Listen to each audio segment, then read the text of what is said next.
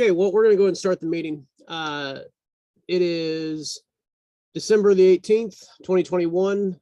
I am your host, David Knight, with Project JFK CSI Dallas presents The Journey on Trail of the Truth and the JFK Assassination.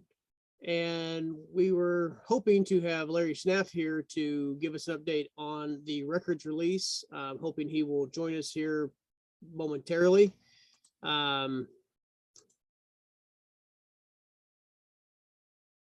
But in current events, what's going on right now, it looks like the U.S. releases 1,500 documents about the JFK assassination inquiry. Cables, memos, and other documents shed light on Lee Harvey Oswald's Soviet and Cuban embassy visits. I have not had time in the last 3 days to look on the website. I've just skimmed over a few things. It's kind of why I was hoping Larry would be here with us. But it goes to show that, 58 years later, we're still not getting the release of the documents. And they look like they're going to delay until 2022 next year in December, from what I was being told by Larry Snaff in his emails that he sent. And he just sent one the other day. Let me see.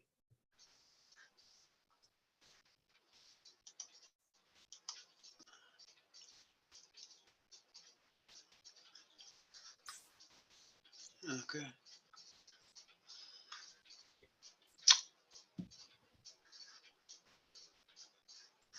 Hey, Dave, how you doing?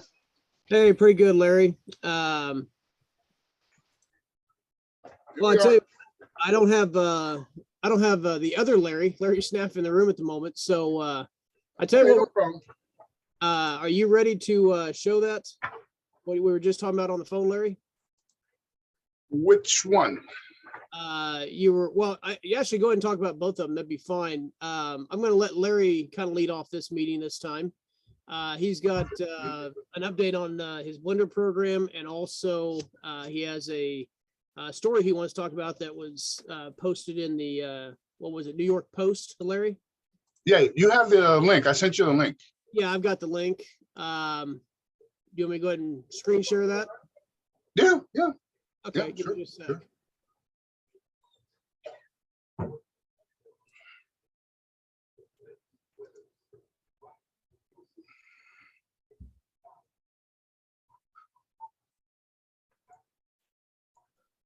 Well, that didn't work well, did it?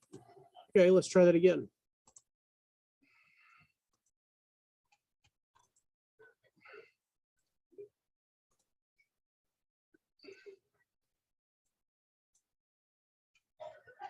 Okay, go ahead, Larry. All right. Thursday. Let me get back so I can see your. Yeah. This was published on December 15th, the other day, and it you can jump over that. That's a video. It's got nothing to do with it. But voila! All of a sudden, the New York Post has discovered documents that supposedly prove that Lee Oswald met with this Valery Kostikov, who was a KGB agent / assassin in the at the Soviet embassy in Mexico City here. And according to the New York Post, they if you scroll down, you'll see where they actually post. They link to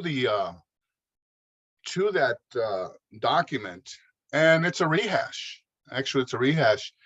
And another thing that I want to mention right there. Stop right there, because this is the famous Al Thomas photograph of where he's in the background, and Lyndon Johnson and Jesse Curry is standing next to him. And this is the one that always gets published.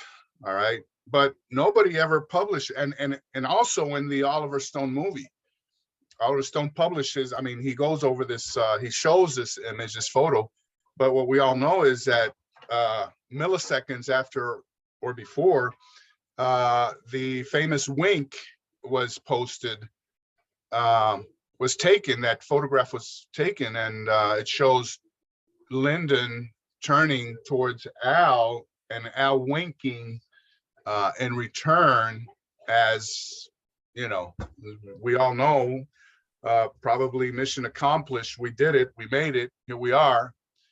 And that kind of thing. And the way I see it, if these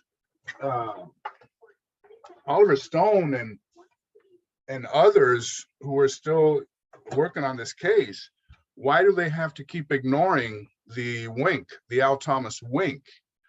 And that's something that, yeah. Do you have a copy of that photo, Dave?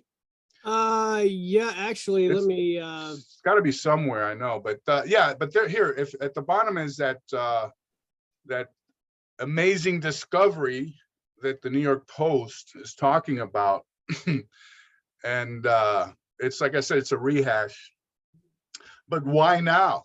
And why the New York Post? You know, so just throwing that out as food for thought for my colleagues here who are attending today.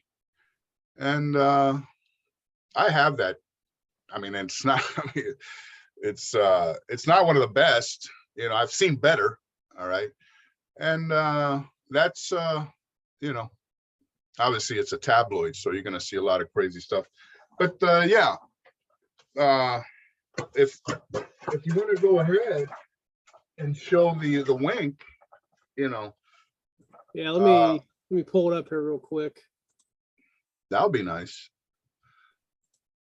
I mean, because what more proof do you need? You know.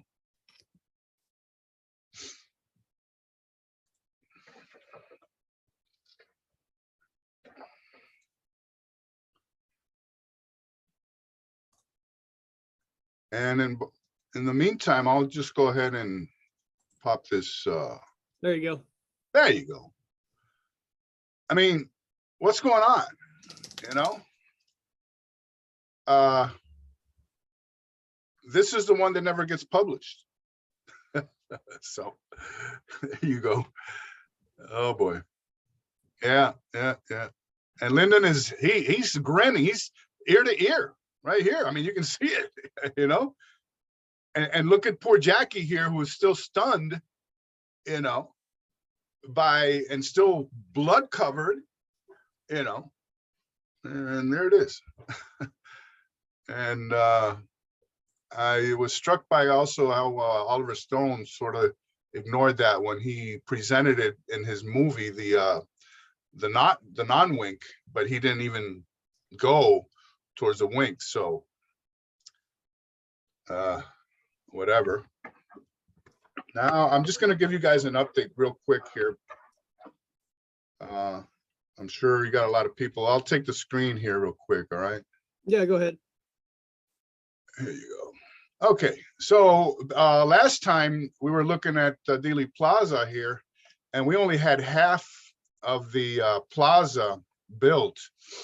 And the composition, as we know, Dealey Plaza is almost a perfect mirror image. Okay, so when you look at it from above, you can see that the components should be mirrored from one side to the other, the north versus the south. And that's exactly what we see thanks to the color map, okay?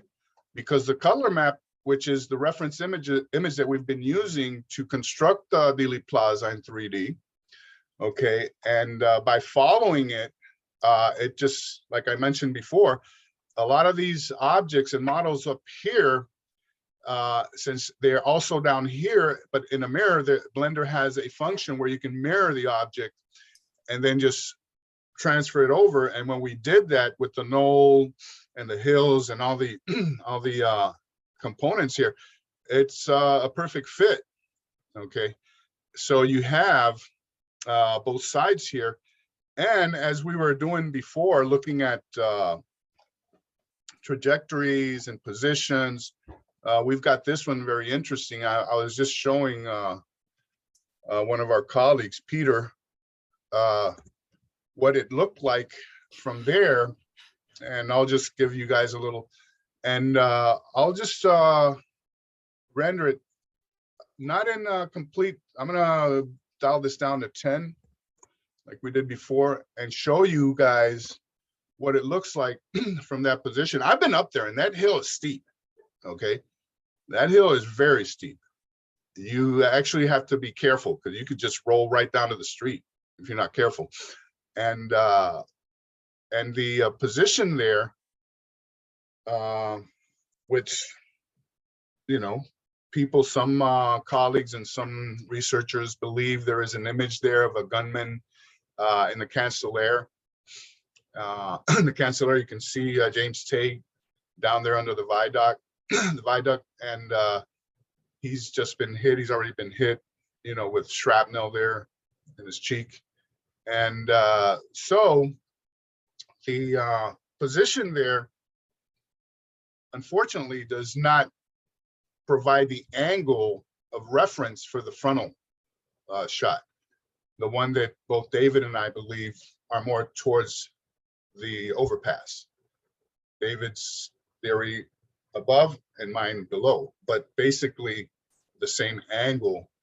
And this is what we see from that position in the Cancellaire by projecting back towards that position and placing a camera there.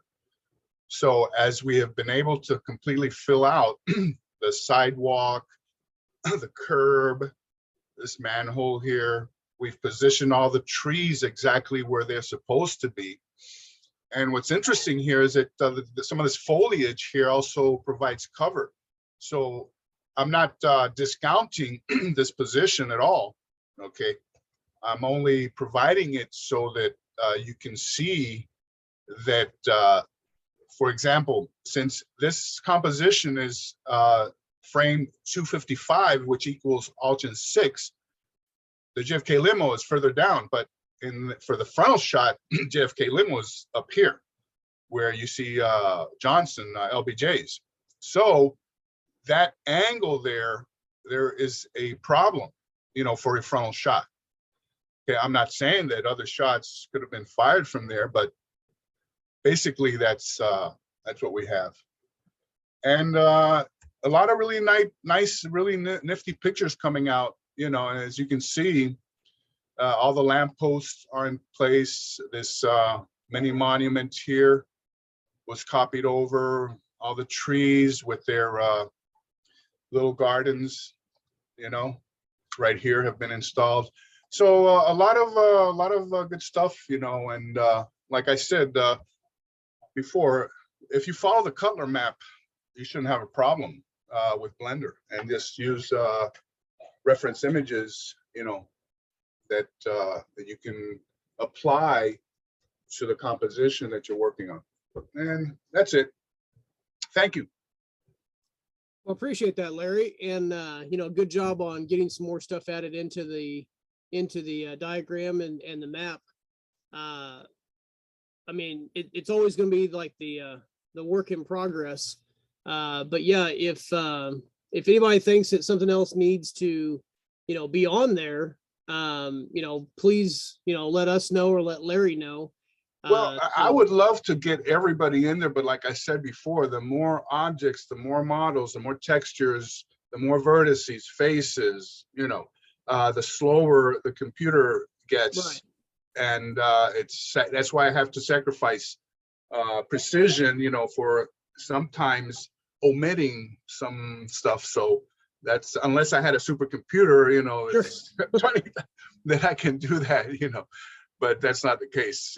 So Okay. Well, yeah, definitely great job on that. And you know, anybody that wants to see a certain angle from Larry's map, you know, yeah, I'll be happy to do a rendering and email out. You know, it's no problem, no big deal. Okay, great. Well, I appreciate the update, Larry, and I think we all do. Well, I still don't have Larry Snaff in the room, but I'm going to call on Brooks. Brooks, you available at the moment?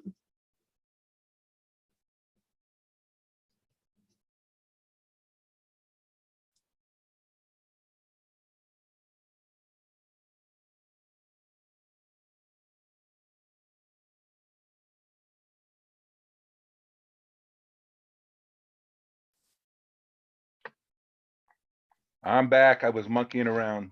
Oh, Sorry. gotcha. Well, give us your take. I know that you stay up on the current events and also with the stuff that's going on. What's your take so far on the document release that just happened 3 days ago? Well, it's not my expertise, my area of study per se, and I Well, I know leave that, that. but just I as a mean, there are research guys that you could throw out one of any 200 acronyms, Larry being probably one of them, and they could just tell you right away who and what. But I found it interesting. They trotted Gerald Posner out onto made some TV appearances, basically to comment on the document release, as we would expect. But my take, really, no matter what side of the media you're on, is that the whole topic, the subject of the JFK assassination, is pretty much verboten. It's radioactive. You don't touch it. And so what I saw with Posner being trotted out, and I happened to catch it on an episode of Tucker Carlson. And so you would expect from perhaps a conservative site, whatever, that, and particularly since we live here in the era of conspiracy theories about everything, right? About the coronavirus, was it a bioweapon? I mean, there's also, it's really entertaining to be alive today because there's a lot of stuff out there. But I think Carlson's position, probably by way of Fox, is just that it's something we don't talk about. So he pretty much has always, from what I know, accepted the Warren Commission as the true version of events. And so across the whole spectrum of media, and I did catch a wide swath of comments, commentary, things that were posted. I think everybody across the board basically is not going to touch it. And I think that's been alluded to here in the last couple of meetings. One thing that was interesting was a comment that Larry made a couple minutes ago about, I lost my train of thought. The mainstream media. Well, yeah, I mean, I mean, this comes up almost every session that we have, if it seems like, anyway, and it's unfortunate that we just don't ever get any traction. So we just have to basically plot ahead and do what we do. But I can tell you what's one thing that's interesting. You go out there. In fact, I saw some little postings and whatnot about the release of these documents, and you go and read the blogs. And I can tell you the citizenry today, across the board, it seems like, mimics what the polls are. The polling today would probably say that 75% of Americans, particularly those of us of the older persuasion, not necessarily those of us who were alive, but those of us who are up there in years, 75% of us don't believe that it was a lone gunman, right? 75% of us still today, as we did decades ago, America believes it was a conspiracy. Yet in spite of that, the media won't touch it. So that's why we exist. That's why we have Project JFK and other entities that are continue to keep their nose to the wheel and keep forging ahead. Oh, absolutely. And I'm going to go and do a quick screen share here. For those that would like to look at the documents that were just released at archives.gov, you can see there is, you can actually just click on the all and see the entries that they've done. Like this is from the NAR release date of December 15, 2021. This will have your have your document date, document type, file number. I'm sure that most people that have been on here and pulled documents, they are familiar with it. But for those that are not, if you will come over here and just click on the link, it will bring up the document, and then you're able to download, save, print, whatever you'd like to do. But they've done, I think it was 1,491. It was 1,491 documents was what the, yeah. You have to, yeah, see at the bottom, you have to email for the bulk download, and then they'll send you the link so you can download everything. I mean, it's ridiculous to have to download each one of them individually. But see the fine print at the bottom? Yeah. You send your, yeah, you go there and they'll send you right away another link, which is not posted there, mind you, where you can download the entire batch of documents. Right. Now, But yeah, another thing, obviously, they're not going to be searchable. You know, we're going to have to wait for Rex and Bill, you know, to take care of that over on Mary Farrell. But at least you'll be able to look at them. Hey, yeah, Larry, and I don't remember seeing the exact number that I was looking here on. Well, this is just on the Guardian's website, but I don't remember reading exactly how many they withheld. I know obviously how many they've released, but I don't remember seeing anywhere in the articles that I've been reading about how many they've how many they've kept under lock and key and still classify. But 1,500 or 1,491, that's a great start, but what the hell are they waiting for? I mean, we should have them. We should have had them a long time ago, but yeah, I guess we get crumbs. So David, yeah, go ahead, David, Rex. yeah, one comment. What Larry said before about some of the stuff being a rehash, that was one comment that Posner made. He basically cited one document and he said all they did is unredact one sentence. He said other than that, that document has been around and been out in the public domain for a long time. So Right. at the end of the day, out of these 1,400 some odd documents, how much of that will be the case, we don't know until we go through them all, but there probably is a fair amount of that. Well, Bentley put in the chat, thanks Bentley, that by a CNN article, the release still leaves more than 10,000 documents, either partially redacted or withheld entirely, which won't be seen until December 2022 at the earliest, an order issued by President Joe Biden in October. So Bart, you're with us, and I know you're a document guy. So why don't you? I want your weigh in opinion on. Have you looked at any of the individual documents? Well, I only found 2 documents that were of interest to me, and they were Ruby related and JD Tippett, and one document was on TF Bowley. And that was just like the other guys have said, like where they got rid of some of the redactions, basically, because that document was available before. And the other one, I can't really get to the name. I already posted through Malcolm, but there was additional paperwork, and that as well was like, I'm not really doing a lot of serious investigating to figure this out, in the sense that is it worth it, and it wasn't. And then the other thing was that the few hundred documents that I just glanced over, they are additional information or bits become available at a later date, again through the taking away the redactions, and compared to the ones that Malcolm published, that I basically scanned in as such.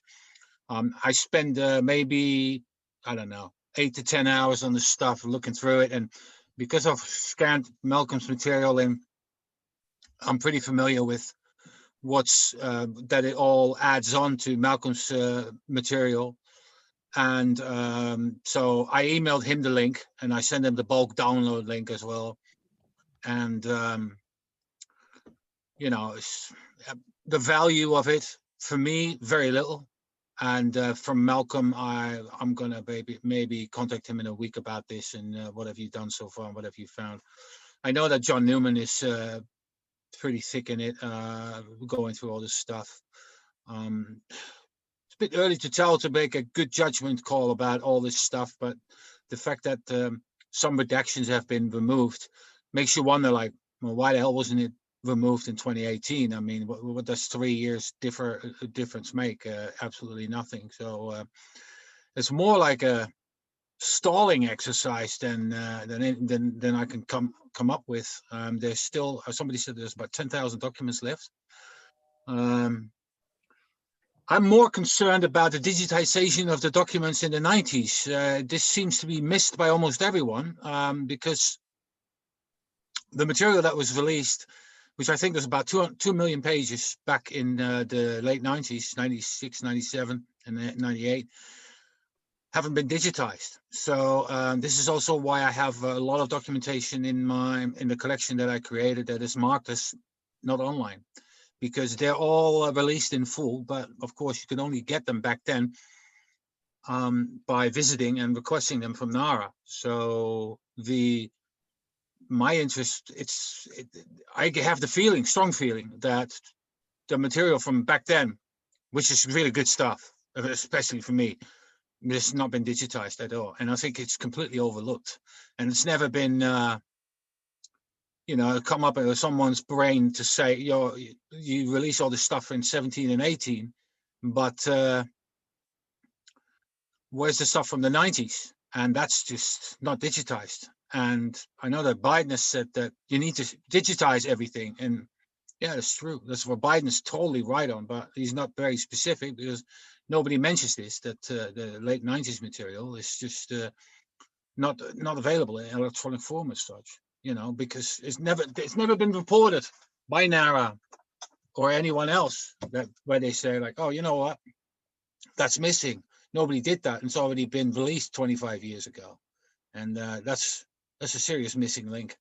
So, and other than that, I'm too happy with having finished scanning a month ago and not intend to pick it up in the next few months because I enjoy the liberty, and I've been working on my own stuff in the meantime since probably early December, early this month. I've only started to work on things, and I found a really cool document about the searching of Oswald, and I put a little article together about that, which is on my site. In a nutshell, Paul Bentley says in an FBI interview, I think in Feb, that he frisked Oswald, and there's good evidence for that, that they frisked Oswald right after the car left from the Texas Theater, because excuse me, I took the documentary from Stone, and I put it into After Effects, and I took from the most pivotal scenes for me, anything Oswald related, which wasn't that much actually in that documentary, but I've been told there's more in the 4-hour version, but I took screenshots of everything. It's great. You can basically point out to the sequence that you want to take screenshots of, so you can then get a high definition, get 30 JPEGs a second. So if you do if you do the whole film, you probably have 50,000 images or something like that. It's just absolutely insane. So I really had to put the sequences in one by one and then just get the images. Now, the footage from the departure from the Texas School Book Depository was probably one of the better copies that I've ever seen. So I thought, okay. So I found a picture, believe it or not, of Paul Bentley with a cigar sticking out of his mouth. Now, we know he was shot by Stuart Reed with the cigar in his mouth, practically posing when they had Oswald. Well, he sits in the back of the car as well, and they see this chomp of a cigar sticking out. And the other thing was that the policeman with the white cap, Charles Truman Walker, and you can see him, he sits on the right, and they basically push Oswald down because you can't see Oswald's head, who sits in between those people. So I studied that, and spent some time on that, basically doing it as such. But the documentation, it also falls out of my remit. I mean, even Tippett falls out of my remit, and that was just what I'm looking for is in that batch. When the 90s material gets digitized, then I'm probably having a field day with some of the stuff that I haven't gotten hold of yet, or be able to complete. There's one page from the LC Dorman HSCA interview, which is has disappeared, and not even Malcolm said as well. He says it wasn't part of the collection, and it looks to me that is a really pivotal page, unless I'm proven otherwise. So yeah, I sit on the fence on this whole batch thing that was released, but I had that also with the first batches that came out 2017 and 2018. There was just information regarding who was an FBI snitch, things like that. And Earl Cabell was a CIA asset, and Bill Decker was an FBI snitch, and so forth. So things like that, but nothing where it just went whoa. I mean, one thing about the fingerprints I've been studying now is on 3 articles besides my papers are the bits on A, the fingerprints, B, the palm print, and C, the nitrate tests. And it's going to be such big articles that I've decided not to put them in my papers, because it just goes on. In the end, the nitrate tests are absolutely useless because too many people have handled them. And then I found in my picture collection I always forget his name, the Black Star photographer, James Murray. James Murray did a lot of pictures of the 1 sergeant and 2 detectives who basically come out of room 317, and the first one shows the fingerprints, and then a few minutes later somebody comes out with a palm print. It's a dog and pony show. It's just purely coming out there, holding it in front of the press, and get in the elevator and disappear. And the thing with the nitrate test is really funny, because they were holding a pot of the wax in their hands, but that pot is empty, because at some point there's a photograph of this stuff when what's his name comes out, and with a hat on, and he basically has the pot, and there's one shot where he holds the pot at an angle, and you can see there's absolutely nothing left in there. So that makes it even more intriguing. And I've got a ton of documentation that I have to put into sequence with the dates on all 3 subjects, so they'll come out some point next year. And with the so-called searching of Oswald, so Bentley did, getting back to that, Bentley basically says in an FBI document that he searched him, which of course is true, but then Charles Truman Walker during his HSCA says also that he searched him, but he searched him before he left room 30, the office of 317, just before Gus Rose and Richard Stovall are going to interrogate him for about 10-15 minutes. And that doesn't make any sense in comparison with the actual frisking of Oswald just before the Markham lineup, because just before that he's frisked again, and this is when Richard Sims and Elmer Boyd find the bus ticket in his shirt, which apparently he had changed at Beckley, and 5 bullets. So you can't tell me that 2 people frisk Oswald and say in documentation that he had nothing on him besides his billfold, and then all of a sudden they discover 5 bullets and the bus ticket. Now, if you follow that line, then that has, of course, massive implications in the sense that did Oswald have a gun, and did Oswald go by bus? So when Rose is interviewed in 2008, I think, he says in an interview that Oswald had told him that the gun was thrown at him. And that's the same as what George Aplin said in an interview with Earl Golds. And the bus ticket doesn't make much sense, because now they could have missed that because it was his chest pocket. But why would Oswald put that bus ticket in his pocket after he changed his shirt, apparently? And the consequences were, basically, did he go by bus, which I think that he didn't. And those 5 bullets, I think that's planted on him, just like the gun has been. So so I thought that was quite interesting, and I wrote about that, so that's on my website. And yeah, we'll see what this coming year is going to bring as such regarding that. And the rest, I've got about another 5 or 6 articles in draft mode. So this next year, there's going to be a ton coming. And besides that, my papers, I've been working on the papers now for the last week or so. And I did get distracted by the paraffin test. And so back to the papers, and there's going to be about 900 pages. So you're gonna have a fun day or days going through that.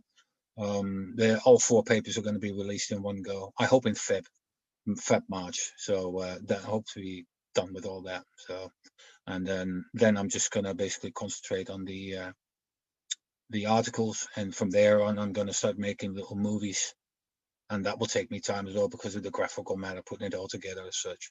Then the only thing I've got now as well lined up, probably tomorrow or the day after tomorrow, is an article, or actually an existing page.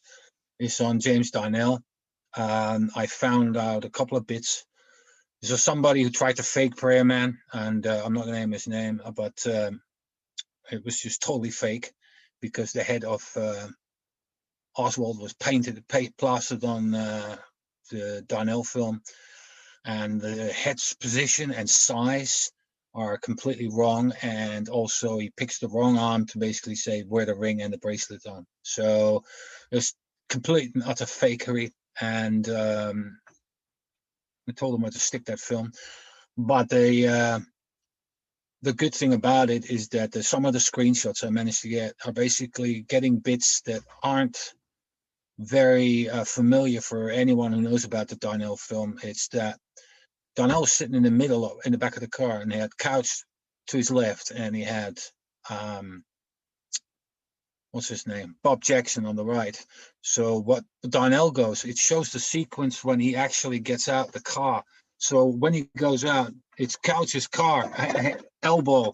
Couch is filming down towards the grassy knoll where Wiedemann is standing filming the Hesters and so forth.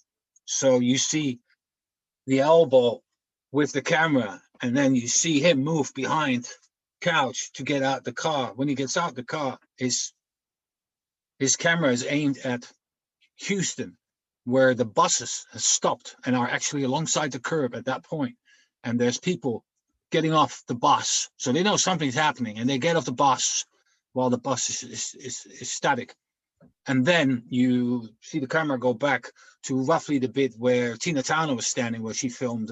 So all those people there, and the people that are going towards, like, that shot where you see Piers Altman go into to the grass and stuff. So you see all that be blurry, and then behind that you see the police officer that stood there, just where the grass is starting, about 30 feet, if that. And he's on one knee and holds the gun up as such. And then he walks past him, the policeman, and then he films Ike Olgens standing completely stoically, like totally in shock. And he's just filming him while there's a car, almost like a Rambler. I don't know much about cars, but like a model, like a station wagon type thing, driving past him. So cuts into the frame. And then that's where it roughly stops. And so those little bits, and that as well, that particular sequence, I put through After Effects, and got screen grabs basically of every frame that's part of that movie. And there's about 3 or 4 shots that I'm going to publish on the Darnell film. I'll probably do it tomorrow. So Hey, Bart, got a question Yes. about the timeline of what you were just talking about. How many minutes after the assassination, like when he swung his camera towards Houston and caught the buses there, what time is that? Is that 12:32, 33? no less. It's about to determine what the difference is between Wiedemann and Couch and Darnell is roughly 10 to 15 seconds. First of all, there was only 2 cars behind, and he was in the second car behind. And on top of that, you can really do this well by basically timing Wiedemann's run and then filming the Hesters at that point, and you look at Couch, and Couch films Wiegman filming the Hestes as such, and you combine that also with Baker's run. So it roughly happens about 10 to 15 seconds after.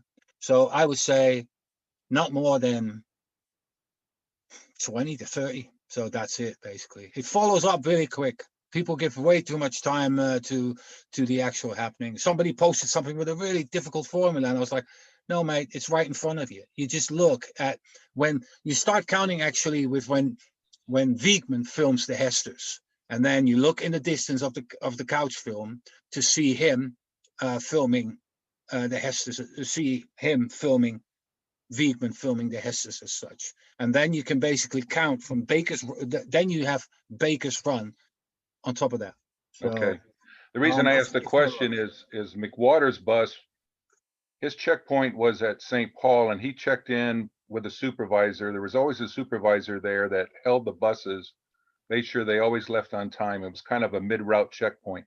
So his time of departure from St. Paul was always 12:36. And he said the supervisor held them there, held them briefly, and then he waved them at 12:36. Went down a couple blocks, got stalled in traffic. The police had basically shut off traffic at Market when you read his testimony, and they were detoured. They were asking traffic to go either left or right on Market, and they opened up a lane just for the buses to get through. That time of the day, the buses were running probably about every 20, 25 minutes. So the bus prior, this is something I'm looking at, the bus prior to McWater's would have left St. Paul, say around 12:15, give or take.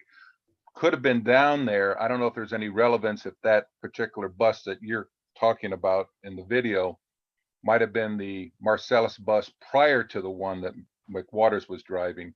But he clearly, that's not his bus. So whatever buses are in that video, in that movie, are not are the much earlier.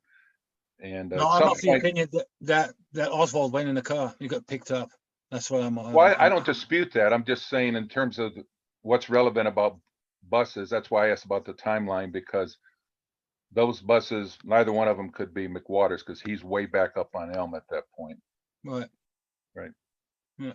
But yeah, that's roughly what I'm working on right now. I'm actually trying to get this done as soon as possible, because it's been long enough, and I just want a proper break. I want to be able to say, yeah, I've done it for now, and until I go to the States when all this malarkey is over with the COVID, and find new material. For now, it's just I have a mountain of material, which is about a foot thick in paper, that I need to go through and basically fill in the gaps, and especially the interrogation paper that I have, which was 340 and is now 380. And I want to throw 20 pages out, but I know that I'm going to add on at least another 30 or 40 pages of material. So it's more to put the key bits to it. And I just found little bits that just slot in really well, and get that done and get bits out that I think like they're not that important, or just link to them as such. But yeah, I found a lot of good stuff in Malcolm's archive as such, which is also why I put my material on hold for 18 months by posting anything in that regarding those matters as such. So that's it. Okay. Hello, Bob. Larry. Yeah, I posted the NARA bulk download link in the chat room there. So for anybody who wants to download, and I already did it. Once you go there, you're going to see the zip file, download that, unpack it, and you have all the files there. Chat room. Appreciate that. Thank you, Larry. All right. I'm going to get to Bob Saltzman real quick. He wants to share something, and then we're going to, we have Larry Snaff in the room, so we're going to go after Larry here. And as soon as we get, I told Bob I'd let him to share something. Go ahead, Bob. Dave, if you'd like to defer to Larry, please go ahead. I didn't want to interrupt, but I just had some things that I wanted to show. It'd take about 3 minutes. Go ahead, Bob. Okay. That'd be great. Just a comment, Larry Rivera, great work. I've full with Blender, but my computing capability is not great enough to do all of the layers. And I see you smiling, so I know you know that problem. I had worked, again, I don't want to sound name droppy, but I'm one of the old timers. So I worked with Bob Cutler way back when he was providing maps to the Richard Sprague, who wrote the article in Computers and Automation. And I would just caution you, I looked through files over the last month and couldn't find any details, but there were some concerns about total accuracy of the maps, but I think they're good enough for all of what you're doing. He worked with a lot of interesting material in order to create those architectural drawings. And we talked about it at one time, but I can't remember. This was in the mid 70s. So the second thing I wanted to just share with all of you briefly, and I'm sure some of you have already seen this. I'm just going to bring up my browser here. And what's intriguing about this, if you can see my Firefox browser, is that this is an editorial that appeared on the 20th. But what's interesting about the headline is it's associated with the Dallas Morning News. And I won't go any details here, but this article was so important, it was actually reproduced as an editorial in my local paper as well. Who And wrote they it? make Bob, who's the author? Who's the reporter? Or the editor? Oh, this is from the editorial board. Okay. So we'd have to research that, Larry, to find out who the actual author was. But I assume that it was approved by the editorial board of the of the Dallas Morning News, and it appeared in my local paper called the Daily Gazette. So I thought that was of value. And then the third comment, I know there was conversation about JFK Revisited. I highly recommend that. Some of you have seen it. I thought your colleague David Bryan did an exemplary job. He was very self-conscious when he was talking about doing it, but I think that was just, being in front of a camera and doing it. But the interviews were great. There were a lot of interesting comments in there. I thought there was an intriguing look at the mounting position of the strap at the butt of the Carcano. And that was intriguing. And then to Bart's comments about the position of the ring in 133A, B, and C, and so forth. If any of you get Showtime, you can get it via your cable provider. However, I have a repository for JFK related movies. So if any of you would like a download link to be able to view Revisited and some other movies, I'd be happy to provide it in the chat. Just put something in the chat. I'll send you my email address and you can reach out to me directly and I will send you the link to that. Dave, Yeah, thanks for the file, Bob, is about 3.2 gigabytes in size. I have it downloaded, but anybody who wants it, I can put it on CD and send it. But it's a large file unless you have a special download service, or a repository where you can upload big files like that. It's got to go by snail mail. No, I've got it. I have a lot of video processing capability, Larry, so I have it compressed to much smaller than that. Beautiful. But the link that I can send would allow you to view it online. If you care to view it like on your television, yeah, you may need a copy, but I have a much smaller version. I'm not going to waste time looking for the size right now, but I will while Larry is speaking, and I'll send you the size. So I do have a smaller version, but it's still high quality video. Has anyone else seen the Josiah Thompson documentary that's on YouTube, freshly available? It's in high definition, and I gotta say, it's I mean, I don't agree with everything he says, but I just thought it was a really interesting Thompson documentary. I forgot the reporter, but the whole thing is put together quite slickly, and the quality of the footage is very good. I mean, I was like in hog heaven with the quality of the footage that they used as such. Tink has probably the best 4x6 copies of the Zapruder film that are in existence. Yeah, those come from work by, as I'm sure you know, by Robert Groden. Is that, Bart, is that video that you're referring to, is that in any way associated with his book that came out a year ago? Yeah, okay. That and his first book. Yeah. Okay, okay. Yeah, I was unaware of that. It is like a film. If you were saying, like, if you would sell it in the old days, it would be like the DVD that is packaged with the book as such, as an accompanying piece. That's how I would look at it. Yeah, I was unaware of it. Thank you for letting us know about that. I appreciate it. I'll have a look in a minute and I'll paste the link in the chat box.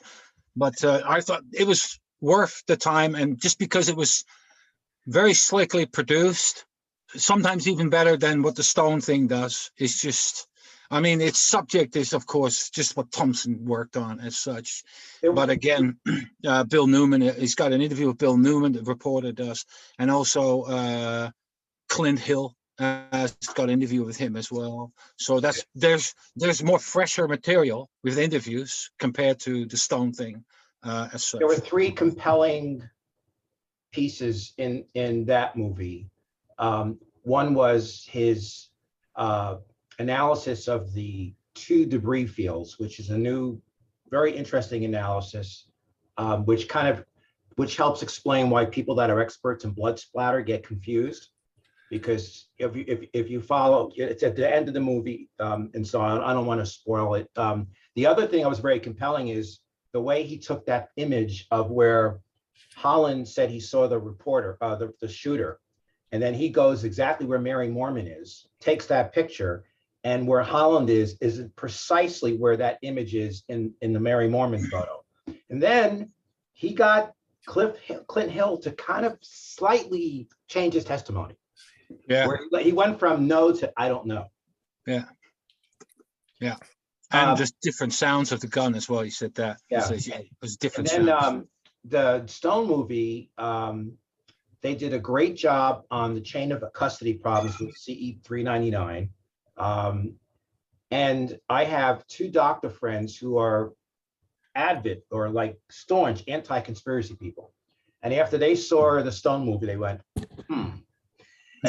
They weren't quite over yet, but they said, oh, this is really interesting. And then, of course, I was very happy that they gave Jim Galchenauer the chance to, again, we did this at the Kappa, to have Jim talk about his conversation with Moore, and then have Dr. Miller talk about his conversation with Perry. And they both talk about how Moore pressured Perry to change his view. And so you have Dr. Perry saying, Moore pressured me. And then you have Jim Galchenauer saying that Moore told him he regretted pressuring Perry. So I was glad they put that in there. For me, the most important part was Bill Newman, because Newman says he gets shot in the temple, right? And this is somebody who gets interviewed an hour or less than 2 hours, gets interviewed and makes this on the WFAA clip. And he says that. And then you get Malcolm Kidoff doing the same thing. And the fact that when you look at the footage, which I think is from the Knicks film, how close Newman, I mean, the best eyeball witness in the world. I mean, what, how many meters? 5 meters, perhaps, 15 feet, if that, 10 to 15 feet away. Right, there you go, 10 to 15. Eyeball witness says exactly within an hour or two, says this, where the bullet hits the head for the headshot. And then I'm thinking, wow, from a timing perspective, that's absolutely amazing. It's like the freshest witness statement you can think of. And the guy gets completely ignored. And in the Knicks film, you see how close, when the car or the limo passes by, and you see that encircled. And I'm going, no, that's criminal.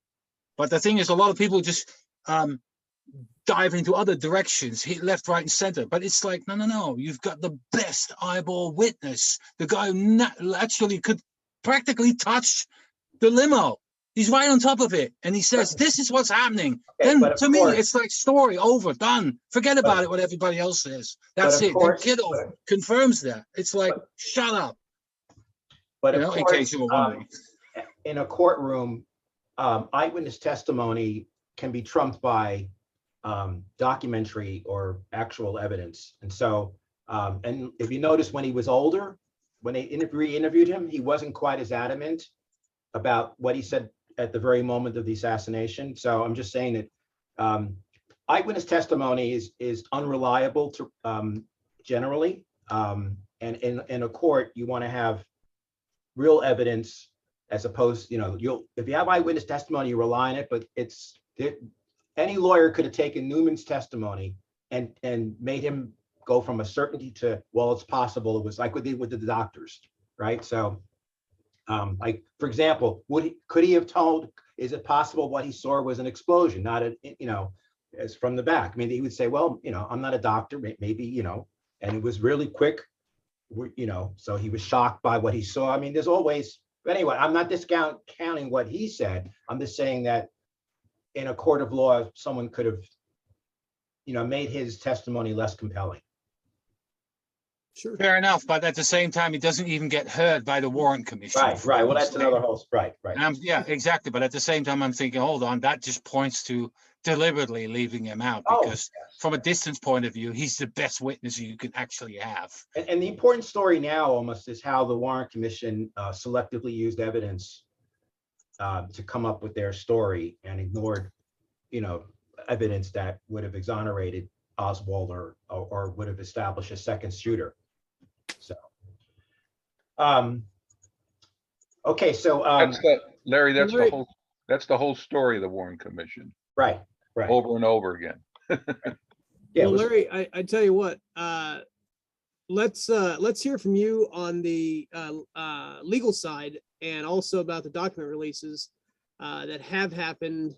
Where do we go from? Well, obviously we're in limbo. We're waiting, but what does that mean as far as what we just got 3 days ago to what's going to happen or not happen December of next year?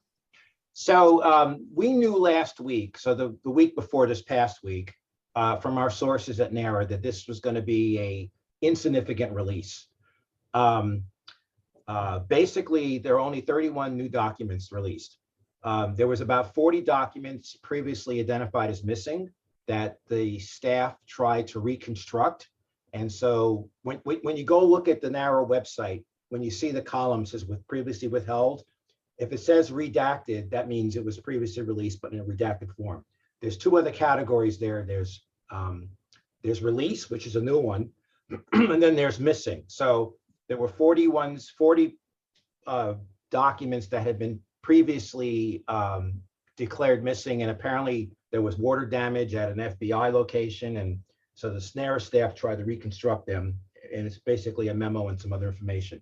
So basically, you have 70 documents out of 1491 that were essentially new. Everything else that was issued was been previously redacted. I haven't counted how many of them are released in full, as opposed to many of them still have redactions. So we were not surprised by this. And so Sunday night, I sent I have a list of about 50 reporters. And Bob, that's why I asked you about that news article that have covered or that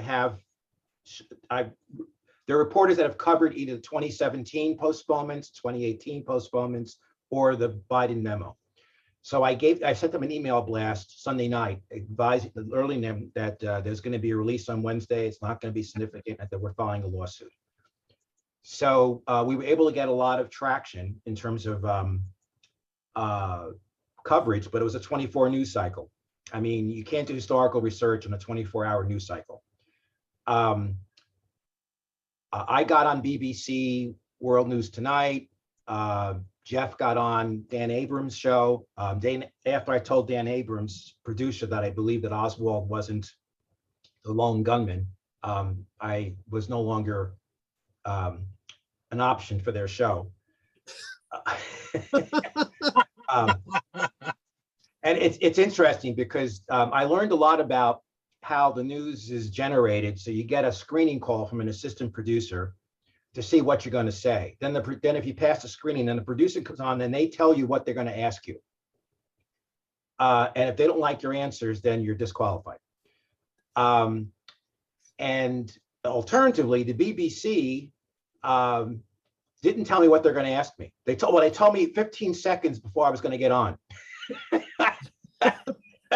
So when the music started, I had to dance. Zaid got on 2 programs as well.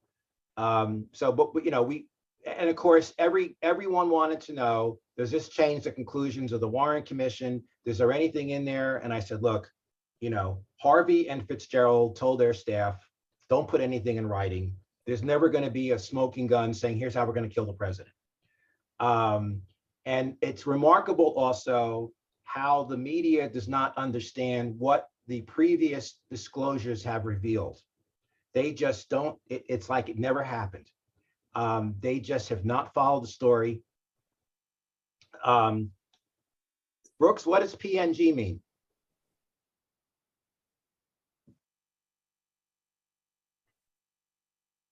All right, I guess he's. Hey, Larry, before you came on, It's persona non grata. Oh, okay, okay.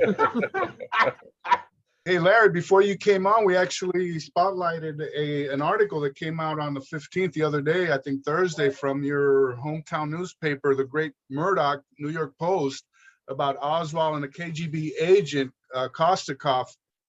And we're going, scratching our heads. All right, Going, so what? there's a backstory to that. I got a call from the National Enquirer. Now, remember last time I got a call from the National Enquirer, the reporter said, when Biden issued the memo, the reporter said he's from the Enquirer, and I assumed it was the Philadelphia Enquirer and not the National Enquirer until he told me that he was, they only publish on Fridays. So I got a call from the National Enquirer that morning saying, my editor has asked me to write a story to play up the Russian angle, that Russia killed the president, that conspired with Oswald. So what can you tell me about that? And I said, I can tell you that that didn't happen, that Oswald, even if he met with him, they were talking about visas. And do you realize that Khrushchev cried when he heard that Kennedy was killed? I know, but my editor wants me to write this story. So I said, he says, do you know anyone who believes that? I said, the only person I know is Woosley. So go contact him. Then he calls me the next day and says, well, we ran that story in the Globe, which now I understand the Midnight Globe is now lower than in terms of the pecking order than the National Enquirer. So the story was even not good enough for the National Enquirer. So he put it in the Globe, all owned by the same company. Then they wanted to run with,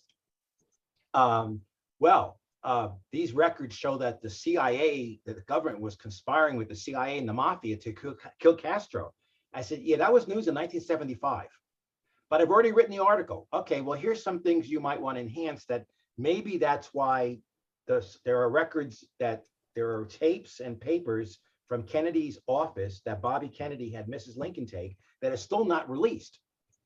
And maybe that's why they're not released. No, I already wrote the article. So that was an interesting experience. Anyway, so where are we now? So we have, this actually helped us with our lawsuit. We revised our complaint yesterday, and we're filing it either Monday or Tuesday in this Northern District Court of California against Biden for his failure to comply with the JFK Records Act. The complaint I filed against the National Archives seeking the underlying documentation that was leading to both the Trump and the Biden memos, they asked for an extension to answer my complaint till January. But we're going ahead. I'm going to send out another email blast when we're ready to file. And Bill Simpich will probably have a press conference on the courthouse steps after we file. Well, we're going to electronically file the complaint, but he'll go through the process of standing in front of the courthouse, and we're going to try to organize a press conference over that filing. But we're not taking this sitting down. This was disgraceful that was released. Of course, we didn't have any expectation because these are the records that the agencies had no objection to releasing. Now, it's going to take some time, and I don't do this work, but people like Rex and other people, it's going to be important to see from the newly released the records that were previously redacted, what information. It's very frustrating. I mean, they don't give you like red lines, and even Gerald Posner went on record as saying this is crazy. But Jeff Morley was trying to look at some of the less redacted records that were released this time and try to compare them by going to Mary Farrell and see what was actually, what's the new information that was released. By the way, Jeff's going to be on C-SPAN Monday morning at 8 a.m. Eastern time for 45 minutes. Oh, cool. I don't know which C-SPAN he's going to be on. I'm going to try to find out, and I'll send Dave a note so the rest of you can figure that out. I just don't know what, and he's going to be on. He was supposed to be on the Daily Meet the Press yesterday, but that got postponed because of the trial in Wisconsin. I'm not sure if any of you've seen yet that Todd is coming out with some sort of documentary. The guy that's going to be working on it is the one that is behind the TV show Billions, but it's going to be a psychological analysis of the presidents who were assassinated and their assassins. So that's another another documentary that's going to probably support the Warren Commission. And hopefully, we're hoping when Jeff does get on Meet the Press daily that he'll be able to educate Chuck Todd. So bottom line is we're filing our lawsuit next week. I'll share the complaint with you guys when it's available. And, you know, you can always amend it. So we're just doing 2 complaints. We're doing two counts, failure.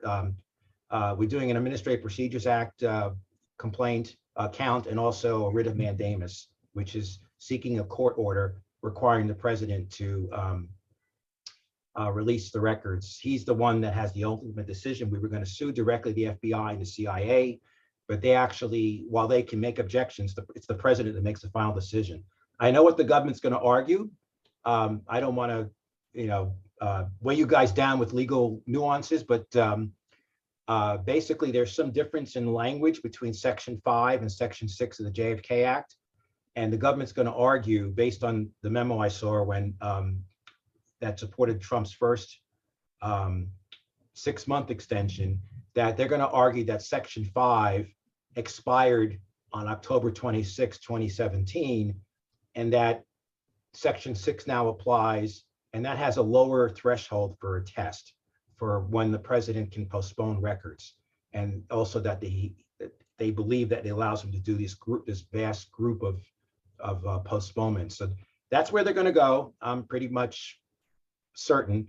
But you know, we're hoping that, you know, if we can prolong this litigation to the extent that maybe that'll force them to,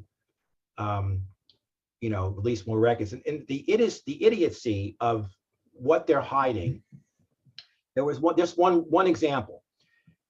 There was a report, some anonymous phone call to our CIA station in Canberra, Australia, that the Russians were behind the assassination.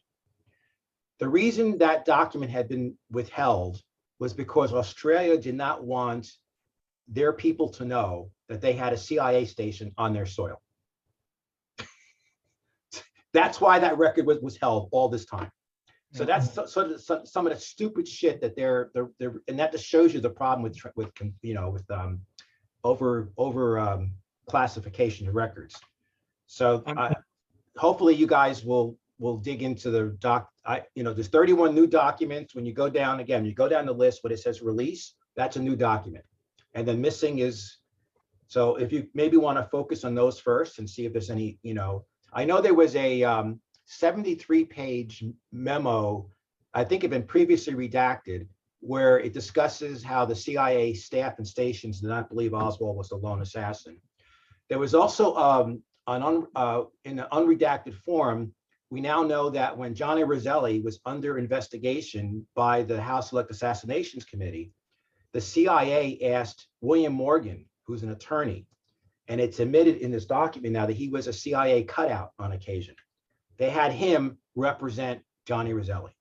So here's Johnny Roselli being under investigation by our government, and the CIA gives him a lawyer to defend himself. True to form. Yeah, yeah. So Can I ask you one thing? Yeah. Here's the thing. I mentioned this just before you arrived. I've got a deep suspicion that the first release of the documents back in '96, yeah, after the ARB and so forth, that first tranche of 2 million copies, has not been digitized at all. Is there any way you can find out whether that's the case or not? Because I can't find them with any of the releases, and yet within Malcolm's collection, I find a lot of documents that show up as not online. So the one good thing that came out on Wednesday is the NARA did present their draft plan for digitizing the entire collection. Bill took a look at it. He's pleased with it. They're working, and they actually reached out to Rex Bradford. So to figure out how to do this, but it looks like it's going to be a 2-year process. At least that's what they're planning. They now have 4 archivists dedicated to this. So that's the one good thing. Are you friendly with Rex? Yeah, I'm good. Okay, so maybe you want to reach out to him to get more information. That sounds good. I'll try to find David. I'll try to. I think I downloaded that plan. Interesting. The first day that they the press release for the first day on the 15th had a link to the list of documents that they said were still withheld in full. The second day, the press release was edited and that link was no longer there. Don't know why. Okay. Nothing Yeah. suspicious. Right, No. but it's interesting that, amongst the withheld in full are the interview transcripts of Jackie Kennedy and Bobby Kennedy that they gave to William Manchester. And I think that it's time Okay. for us to contact the Kennedy family because they're withheld at the request of the donor, which is the Kennedy family. It's at the library, isn't it? It's at the archives. Yeah. Oh, Yeah, so I think it's time for somebody who maybe someone who has connections with the family. It's time to try to get those released because they're the ones, they have the decision it's up to them to release it. The archives, it's exception under the JFK Records Act. The donor is the one that has the only ability to release those documents. The last thing I want to mention is, except for the Kennedy materials, the rest are all IRS documents. And now that President Trump has been ordered to give his tax returns to Congress, I think that we could use that case. If we could get Congress to hold oversight hearings, Congress now, in theory, has the authority to require IRS to release all those tax returns. Because now the court has ruled that the Congress is entitled to review those in part of an investigative, process. So that's something that if we can get an oversight hearing, that might be an avenue to get Oswald's tax returns released. well, there's only still don't 1 year know- missing, What? isn't it? There's only 1 year missing. Well, there is. I a spoke to ton- Malcolm about this, and he said there's only 1 year missing because I put a bunch of IRS tax returns in the archives of Malcolm online. I don't know. So there are a ton, there's pages of documents on the withheld in full that are IRS. I don't know if they're individual pages, I don't know whose, you don't know whose documents they are, whose tax returns, but there's lots of tax returns that have been withheld. So I don't know how many of those are Oswald's. They may have been leaked to the LaFontaines. I don't know. Maybe he got them. Because LaFontaine supposedly got permission from Marina to release them, or at least they got possession of them. And I heard through the grapevine that I guess both LaFontaines are dead, and there's a daughter, and she is not receptive to sharing anything. So unless maybe if someone has connections with her or that family, maybe there's some thing there. They also released in full the first executive session of the House Select Assassinations Committee on December 9th of 1976. And I tell you, you can see why Sprague was fired. On that first day, he had already, the stuff that he had lined up already, he had interviews with nurses that were in Europe who were talking about that the bullet that was found was on Kennedy's gurney, and that the Warren Commission kind of just, they basically changed the narrative so that it was found on Connolly's gurney. So he was really on top of things, and that was December 9th of 76. I mean, he already started an investigation. They hadn't even got the resolution was still in draft form, and they hadn't actually got their money yet. And he was already had a line of questions that he was going to pursue. The world would have been very different if he had stayed in charge. Is Right. that through? Do you have documentation to support that? Because I'd love to see this. He said he spoke. Now, Sprague has donated his materials to the National Archives, so maybe it's in there. But this is a testimony of executive session.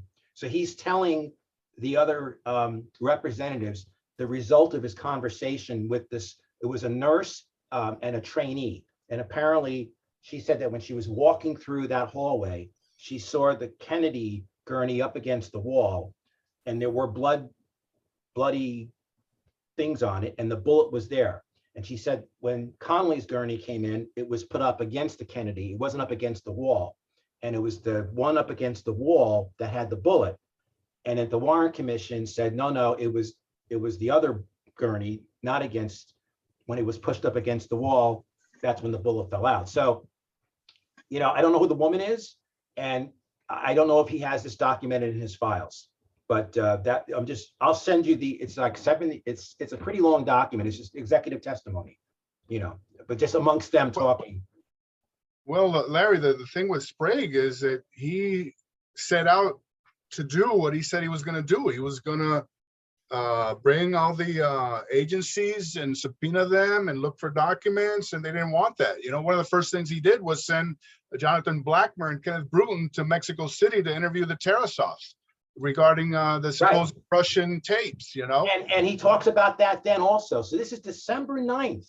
Right. And the Tarasovs, plain and simple, said, you can't identify, there's no way you can identify that as Lee Oswald. He was looking, this was a murder case, and he was going to investigate it like you do any other murder case. Right. So that's why they got rid of him. Yeah, he Saltzman, spoke too soon. That's the thing. Bob Saltzman, your question about who influenced Biden and Trump. Well, we know that the attorney that was recommending to Trump was an attorney at the NSC in the White House, and that person changed positions.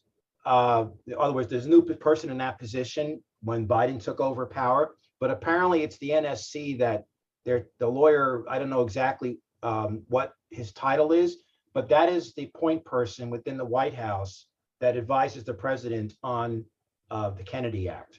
So I don't know, as part of the NSC, I presume the CIA and is talking to them. The FBI actually was worse than the CIA in terms of pushing back on documents. John Orr asked me this question, and since I got you guys on the Zoom, he wants to try to get the tapes from that interview. Was it with Giancana or was it Trafficante in the 1980s when they were in jail? I think we have a transcript, but we don't have the actual tapes. And I think those are subject to a court seal because it was part of an FBI investigation. And presumably now that case is long gone, there may be another avenue to get these released. These are all things that we're going to have to try to do through request to NARA, and then maybe have to litigate them. But if anyone remembers that story where whoever it was either Trafficante or Giancana said, we made a mistake, we should have gone after Bobby, not Johnny. But that was discounted as ramblings of a senile man. But John wants to hear the tape because, you know, as a lawyer, you kind of judge the inflections and the credibility of the person by the way he's talking. But I was just curious if anyone here remembered that story. But David, aside from that, that's where we are. We're going to be filing a lawsuit next week. Okay, that sounds great. I think I think we're on the right track. I just wish that, you know, we would have gotten, obviously I wish we would have gotten the documents, but I kind of, you know, we had the feeling they were going to wait till next year anyway. Right. And the worst thing, David, is that not only is it next year, but the order says, well, if you guys still want to postpone it, then you need to give us a date when you think it's going to be okay to release it. So, you know, I think, you know, that's why we need a lawsuit. Yeah. Because they're going to keep delaying it unless they're forced to release it.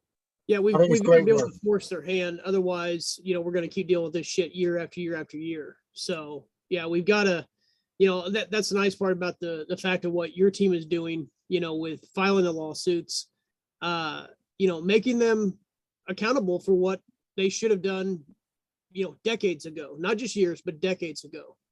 And the more important one, if I can get NARA to release the underlying documentation, that'll be the memos from the NSC or the CIA to NARA saying, we don't want to release these records because, and then maybe memos going back and forth to the president saying, well, they recommend releasing these because. So those are the documents that right now are withheld. And under the Freedom of Information Act, there is a exception for communications that go towards the deliberative process of government. But we're arguing that because these communications relate to assassination records, they are in essence assassination records, and assassination records are not subject to the restrictions of FOIA. So we're trying to, navigate a path through the shoals to try to get these documents released, but maybe we will. So we're coming at them from two directions. Okay, well, that's a great plan, Larry. Bart, answer to your question, yes, I am going. I know you hear this shit from me all the time, but I got a. Here's the thing. I come across something that I've had since. I want to say it was 90. I want to say it was either 99 or 2000. It was right about the time when Enemy Within came out, the Newcomb book, and I found the flash drive that his son had given to me with a lot of the work on there before the book, or right around the time what was worked on before the book came out. So I found that. I think it was Monday or Tuesday this week. I'm uploading that to Google Drive also, so I can send that to you as well. And then I'm hoping to get that out sometime between now and Monday. Things are kind of a little slowing down more for me at this moment, so I'm able to, get back to task.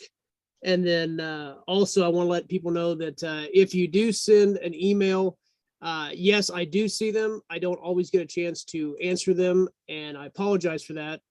Yes, I do want to continue receiving emails. I know, there was an email that came up about a book. Had I read it? Well, I really haven't had time to read hardly anything book-wise. I've been working on scanning and kids shit. So, but anyway, yes, definitely, Bart. I'm hoping you'll get the link before Monday or by Monday sometime. Cool. And it's something that I know I shared it with Larry, or Larry Rivera, but I know that that was a couple of years ago, and I'd forgotten where the hell I left that drive at. But I will get that to you, and I know there's some little tidbits of things in there that came directly from Newcomb Senior and then Newcomb's son. So I've got a good tip for you. And I found out about 2 weeks ago. Jim Lavelle's daughters have his materials, and the materials are kept in storage. And one is in Texas. One of them is in Texas, and I think she's the one to approach. I'll have to re-look it up because I browsed through the Dallas Facebook groups, and these girls came out the woodwork when Lavelle was discussed because there was something, some posters made where Lavelle was in a picture as such, and they were discussing him. And then they said, yeah, we've got all his work, all his papers as such in storage. And I'm thinking, they obviously don't know what to do with it, so they're just keeping it safe in storage. But that's something to chase about, because God knows what he actually took as a souvenir hunter, or what reports he's made that weren't submitted as such. That's the type of thing that I'm very, very interested in, not just from a historic point of view, but just thinking like, well, he must have something in there that could be pivotal, vital information that could be, that's just sitting in a box in storage as such. That was my tip. But I'd love to have a browse through that. Oh, yeah. Oh, absolutely. Just saying. Well, I mean, like we've talked about, there's so many different silos of information that, we talk about the archives, the National Archives, about documents that, we haven't seen. There's if we were able to, and that's what, we've been trying to do here at Project JFK, about gathering these individual archives and silos of information and get them digitized to get them out there. It's just like I knew that when we'd spoke about the the Newcomb tapes and Newcomb files, I remember, of course, being kind of the keeper of the secrets, running the Lancer conferences over the years that I did that. I noticed that everybody brought their flash drives to me, and some told me, whatever's on there, just copy it, use it if you want to. If you don't, toss it. Well, I remember that there was something to do with Newcomb, and I showed it to to Casey a couple years ago, and I know I sent a copy to Larry a couple years ago, and I just couldn't figure out where the hell I put that drive at. Well, obviously, for the time that I had it, I had moved actually twice. That's what divorce will do to you. But anyhow, I did come across it the other day, and I'm like, okay, that would be perfect to send to you. So I appreciate it. yeah, absolutely, absolutely. But we got to hunt this shit down before we all die. So that's the thing. That's the Well, thing. and that's the thing. Anybody that knows somebody that might have documents or collections, if you have a way of contacting these people, obviously point them to our website, point them to the YouTube channel, so they kind of. The thing is I know I've talked to a few people. And they're like, well, I just really didn't know kind of what you guys were until we started watching the videos, or I started watching the videos of what you guys do. And there's a lot of paranoia, trust, things of that nature. So David, I got a question. Bill yeah, go Simpich ahead, here. Bill. Hey, Hey, how you guys doing? Hi, Bill. Hey, what about Ted Gandolfo, guys? I've been looking for him. I was reading his stuff on the HSCA last night. It was very good. But he seems to have disappeared somewhere in New York City. I don't know if he's alive or dead. Larry, He's you got long him in your gone. basement? I'm gone.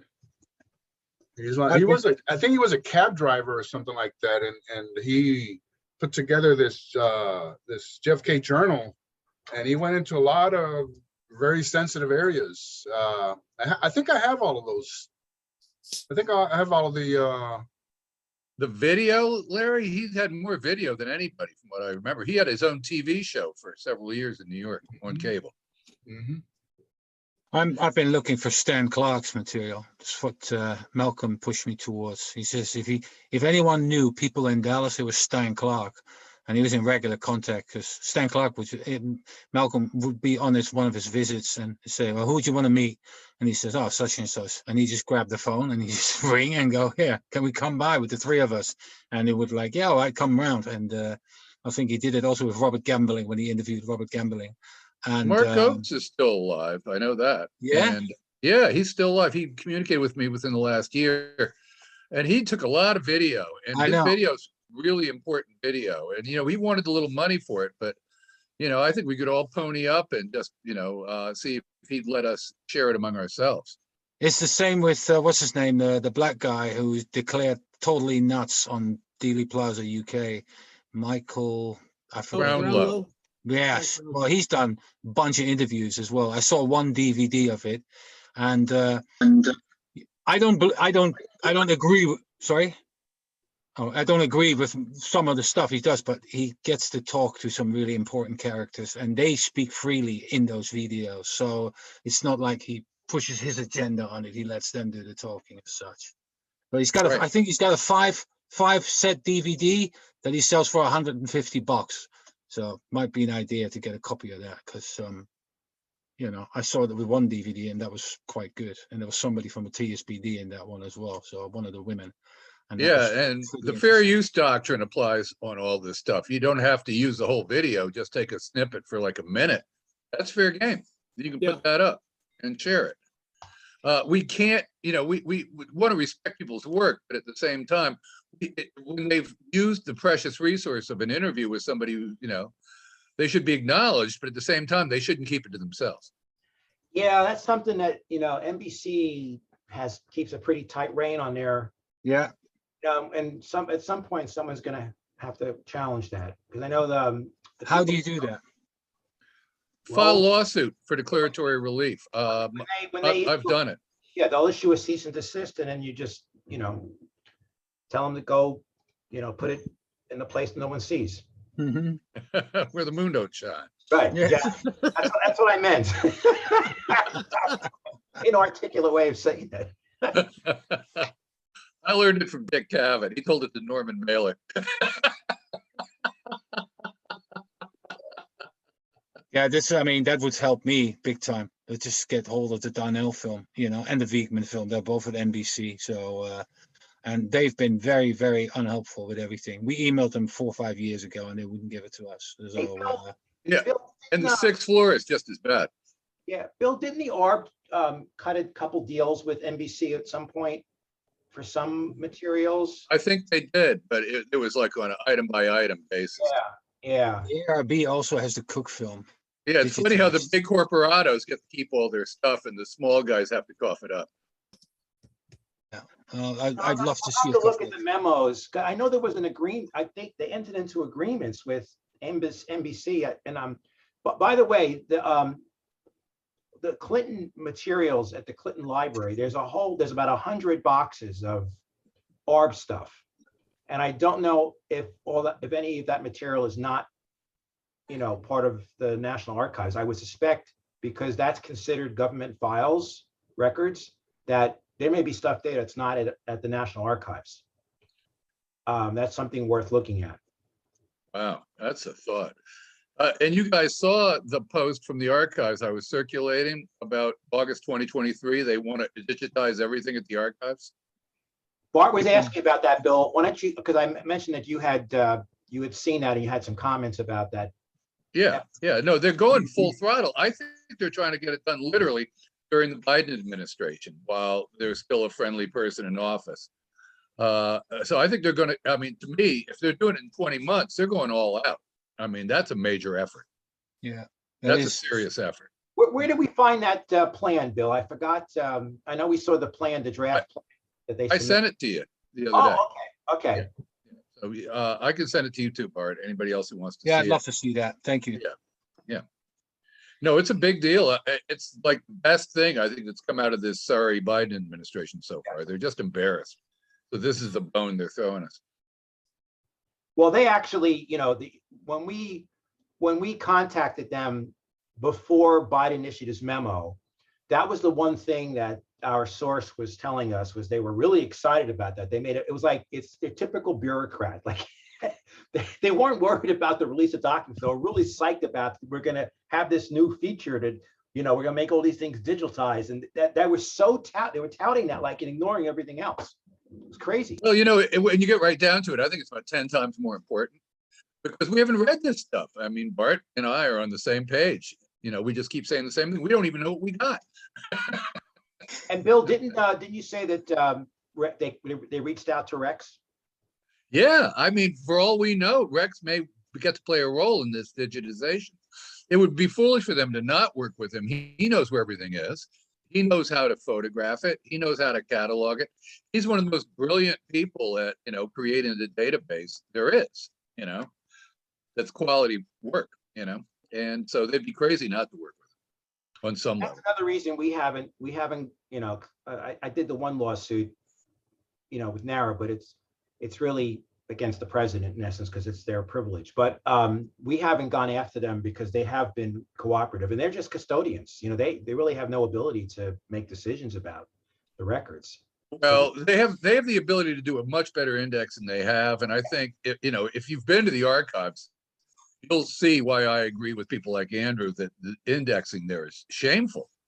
I've been there like every year it would change, and you'd ask these people where stuff was, and they literally did not know sometimes where stuff was. It was awful. So if you weren't an experienced researcher, you'd have a lot of downtime. That was the point that Stone made in that movie about that one person that passed away at a young age. Right? John Hunt? Yeah.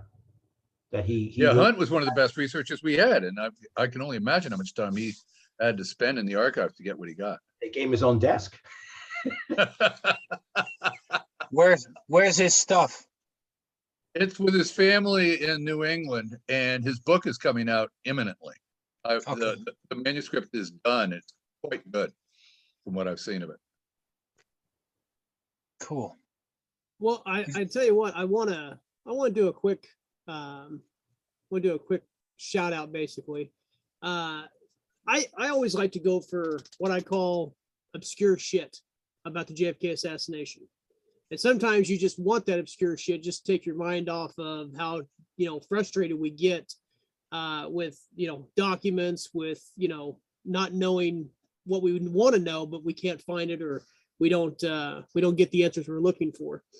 And one thing I've always liked is the fact of, just general people that may not have been in Dallas, Texas that day, but where they were at, what their story was when they heard about the president being killed. Well, one person that, I don't personally know, I know I went and seen him in concert, and they played for 3 hours, open and close the concert by themselves. It's one of the best damn concerts I've ever been to in my life. Was the singer Meatloaf. Now, I bring up his name, and I was talking to Casey about this, and also Jay Gary Shaw and Brian Edwards. I've been following the story since mid 2000s when I first heard about it.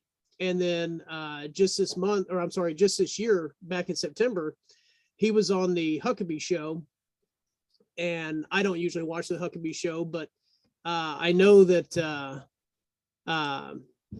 when I pulled it up, I just, it pulled up in my feed somehow. And I said, okay, well, that's great. Let's take a look and see what it says. But he was, Meatloaf was he was born and was down in from Dallas, Texas, in that area.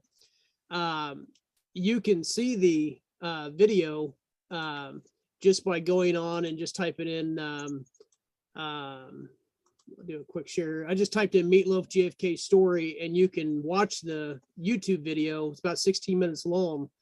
Meatloaf's crazy encounter after the JFK assassination. Now, what I bring this up for is because he finally went into more detail than what he had in the past.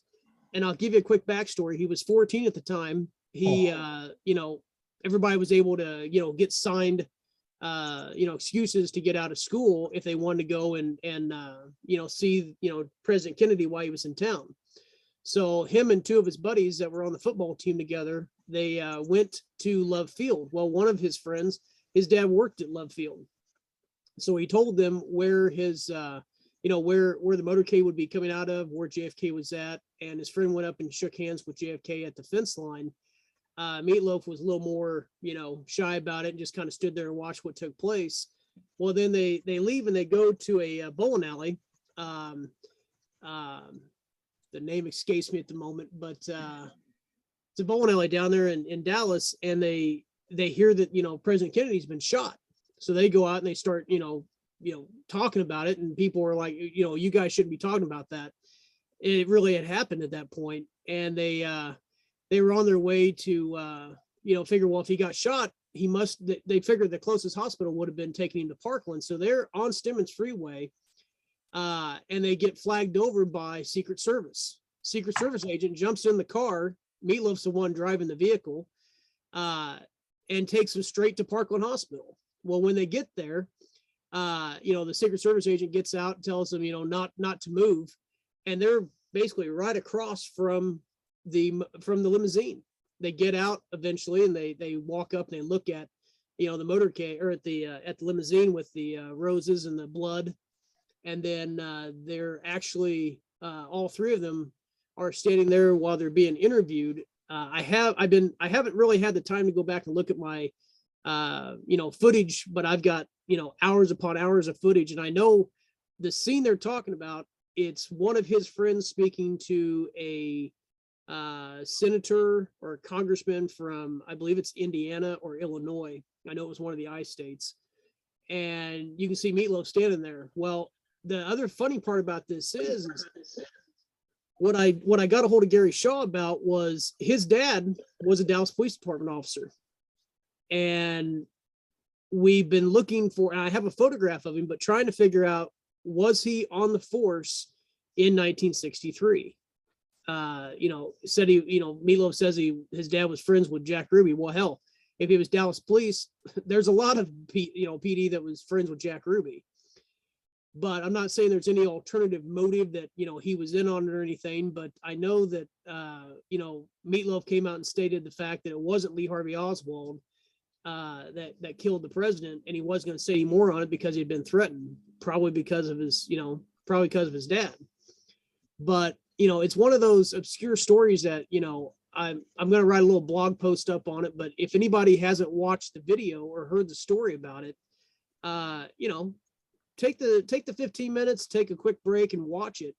It's interesting. It's one of those things where it may not be a repository of information of an archive, but it's somebody that, as a kid growing up in Dallas, what their viewpoint was. and there's a lot of people that have viewpoints as far as where they were, what they were doing at the time of the assassination. David, can I And- ask you, have you or Gary Shaw or other people led any organized effort to identify the people in those photos or in video in the immediate aftermath of the assassination? Because it's obvious some people have done that work, and I don't know who they are. I'd Well, love to talk with them. I don't know if Gary has, I'm sure he has. I mean, I've went in and kind of tried to pick out, okay, have I seen that person? What my biggest thing was is, have I seen that person that was, at Parkland or right after while they were interviewing people? If they were people I could pick out, in People like other Seth videos. Canner at Parkland, it'd be nice to find his Yeah, face on a video, for example. Yeah. I think I saw him at Parkland, and I also saw him on 2 pictures in the corridors on the 3rd floor. The other day I was looking at it and I was like, oh, there's Seth You Cantor. ought to, that would be a great one to circulate when you have the chance, because the Seth Canner story should be verified once and for all. That would be great. It's well, a good book he wrote. That was a great, that's one of the best books on the assassination, guys. Yeah. It really is. Well, I just think that, there's, I know the 6-4 has, their section of, where people were, like you can go by and sign the guest book and things like that. But, hearing stories like, Meatloaf's, story about where he was at a young age, there's tons of people, there's thousands of people that have those kind of stories. And, it's like I say, is that going to tell us exactly what took place? Who killed JFK? No, but is It'd be it nice to know something- if Phil Oakes was there, for example. What's that? Oh, there's a long-standing story. Jim Glover, Phil Oakes' musical partner, Yeah, claims that one photo portrays Phil. Now I don't think it's Phil, but hey, I didn't play music with him for 7 years like Jim did. right. I mean, it'd be So, nice what- to put that kind of stuff to rest if possible. Yeah, what the thing that I thought was really interesting. I mean, I didn't know his dad was a Dallas cop. I had no idea about that until I started researching it. Like I say, this came out back in the mid 2000s when I found out that his dad was on the force. But when we went to when me and Brian went down to the Dallas Public Library and started looking through the police department yearbooks, we didn't see his photograph, but that doesn't mean that he wasn't on the force. I mean, there's no deny he was a police officer with Dallas, but just didn't see a uniform picture. And some police officers were not in the yearbooks or the the roles. But I just want to throw that out there. I mean, there's obscure stuff like I say, I like to call the obscure shit that kind of gives you sometimes just a little bit of a look into somebody else's opinion of what they saw or what they witnessed. And I like to look at everything. So Yeah, I've gone really visual, David, at this point in my life, and I want to see pictures. I don't want to read so many books anymore. I want to see the pictures, and that's why I'm so interested in Ted Gandolfo, because he had the most videotape of anybody. mhm. And that's why I'm so interested in Robert Barrett, because from what I understand, FBI agent Barrett had all the movies of 1230. He collected them. And that's one of the reasons I'm so suspicious of Barrett at this point, is anybody who had access to those knows more than anybody else. And why is some stuff missing? Why is some stuff not there? Barrett is the only one who can answer those questions. And, he never did. Better Right. than Gerald Hill. Yeah, I agree. Gerald Hill is another one. Bent bastard. Yeah, Gerald Hill. I mean, when you get down to who was doing the assassination, Hill's everywhere, Yeah. and so is Bart Odom, for that matter, on the FBI I love side. this. Sorry, go on. No, I'm saying between Bart Odom and Barrett and Hill, they're all in the theater. Yeah. I love the sprint of Hill in front of the Texas School Depository. They arrive just in front of it, and then On a there's a dead sprint run. that is about 10, 12 feet, if that, and then he stops and I go, you fat bastard, you can't even run. You just make it look like you're going in for it. And it's like you stop already. You're like, oh, right, okay. And then hanging out the window and go, yeah, come on, get forensics up here. Come on. And then he's in that video where they look in the library just after the Tippett murder, and they, you see him in his white shirt running into this library when it's a false alarm or such. And again, Well, when they come out with Oswald, he stands right on the opposite side, next to Bentley. Again, he loves the image. And you know what? Bentley is as bad as he is, because with the cigar in his mouth and just posing in front of the camera of Reed. yeah, the head of it's the just polygraph ridiculous. unit. Yeah. Well, The what whole kills thing me is about dead. Hill, you see him on this dead run, like you say, I hear that's at 12:48.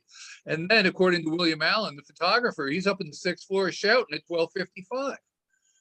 So if you do the math on that basis, which I have seen no reason to deny, that gives Hill 7 minutes between his arrival and finding the shells and leaning out the window.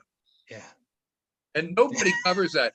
And the reason why is because even 58 years later, we haven't studied this thing on a geochrono basis, minute by minute. Yeah. I mean, the most important part on Hill I found was that document where he's with the film collections, KRLD, I think, something like that, and he's part of that lot that basically keeps all this, and stuff's just,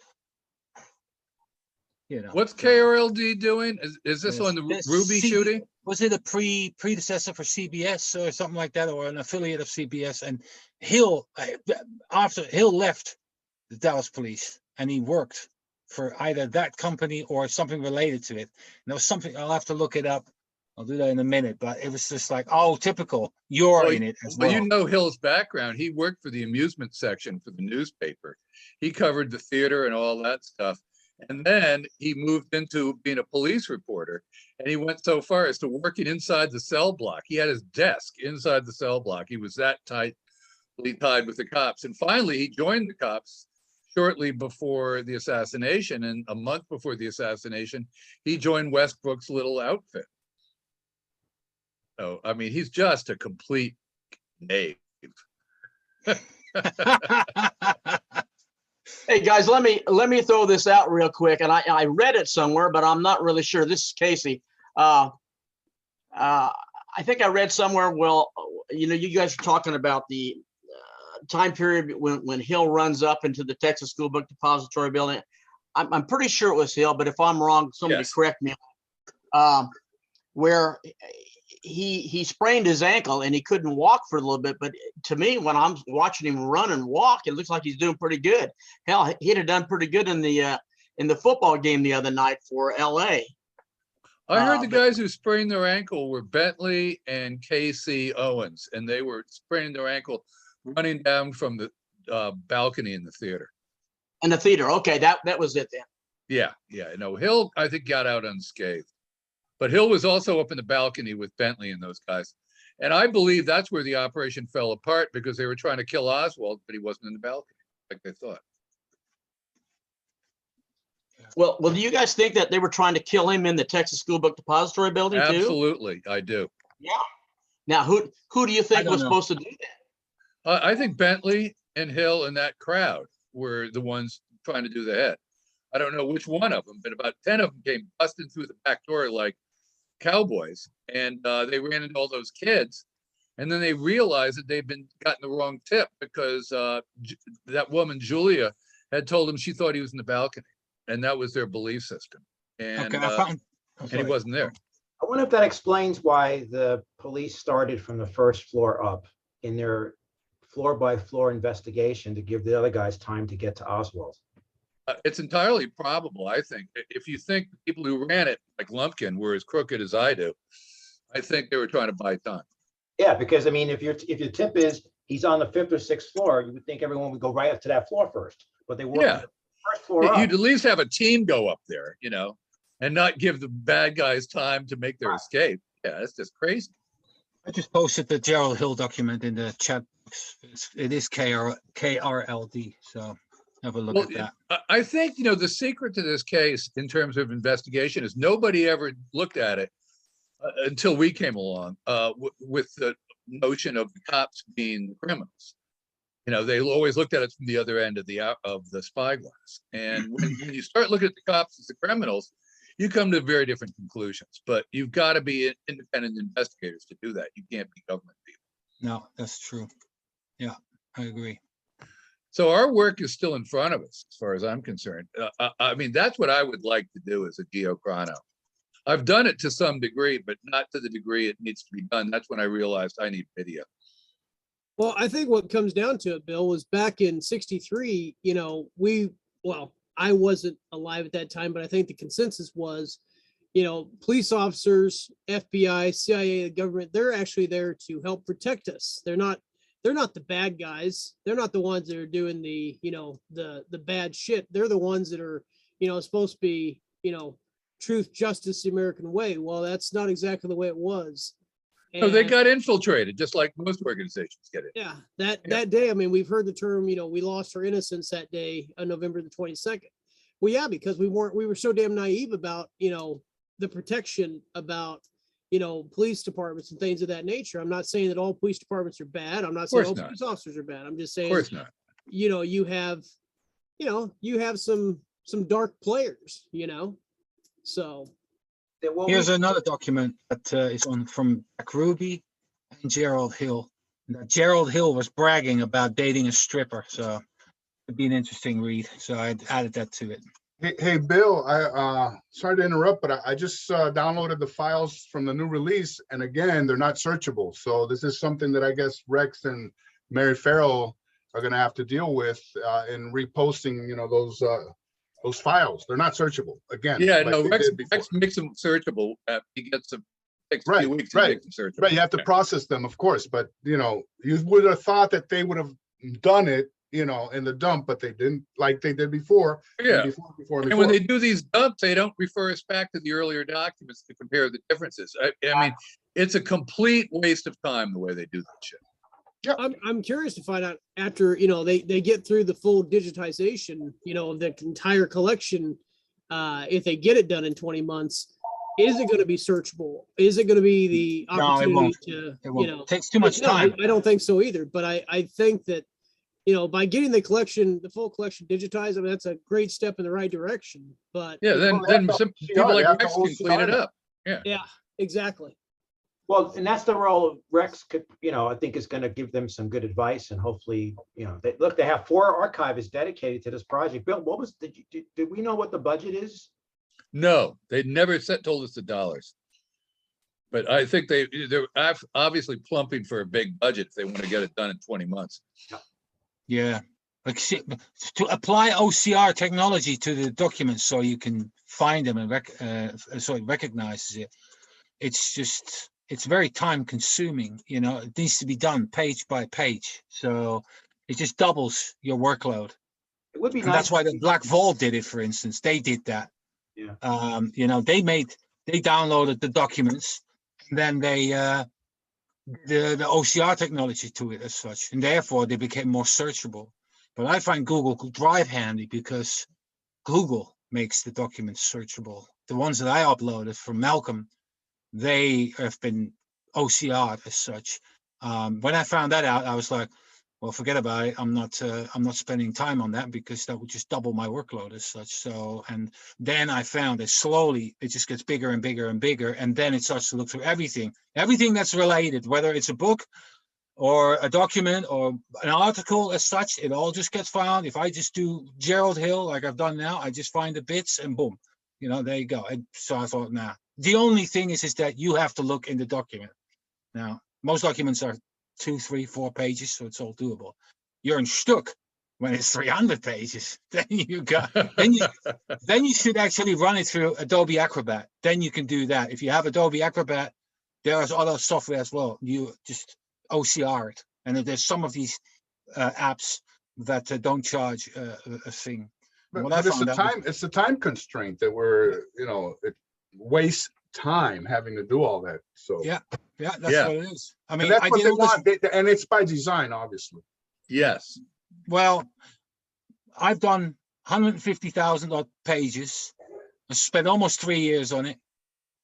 And if there are 7 million pages have been released, then equals 2% of the collection. So Well, I don't want to depress everyone, but yeah, that is a reality, basically. Well, as a matter of comparison, I did some work on the Malcolm X thing last year. when they came out with the new information that they're going to reopen the case, and I went into the FBI files, and all of the files are searchable. You know, you can go in there and plug in Muhammad Ali or Cassius Clay and get all kinds of documents, you know, because of the relationship that the two had. But you can't do this, obviously, with the JFK. At some point it will be done and it will be available. It's just the question is when, because, you know, if you have people like Black Vault, you know, they just put their technology to fit that. If they don't do that technology, are we still able to take those documents and then on our own make them searchable? Yeah, you just grab the PDF and you just load the PDF in Adobe Acrobat and just say OCR. There's a menu on the right that pops out and goes make document searchable, and then you just see it flashing through page to page. Yeah, it indexes the file, of course. Wow. Yeah, exactly. Technology moves on, Lazar. Yeah, And that is what Mary Farrell keeps doing with these documents, and Rex, and that's what, and Bill knows all about this. Yeah, you know. exactly. God His forbid, documents are searchable. God forbid our country uses at least late 20th century technology, much less 21st. Hey, David. Yeah, this is Go ahead, Brooks. Yeah, I went back and I checked Meatloaf real quick. Bachelor had a rack up that he did of everybody that worked in the Dallas Police Department. It's Commission Exhibit 5002, Simpages. Bill, you're probably familiar with that. He covers everybody in every area. I didn't find a day in there, so I don't know if his mother remarried up, you know, I'm not sure if that's his birth name or what, but one thing that's interesting is of the 20 guys that work for Fritz, one of them was a guy by the name of Brolio Zapata. Really? Yeah. Interesting. What a coincidence. There are several things that catch your eye as you go through this list that I've earmarked over, you know, over the years, but that one was definitely an eye catcher.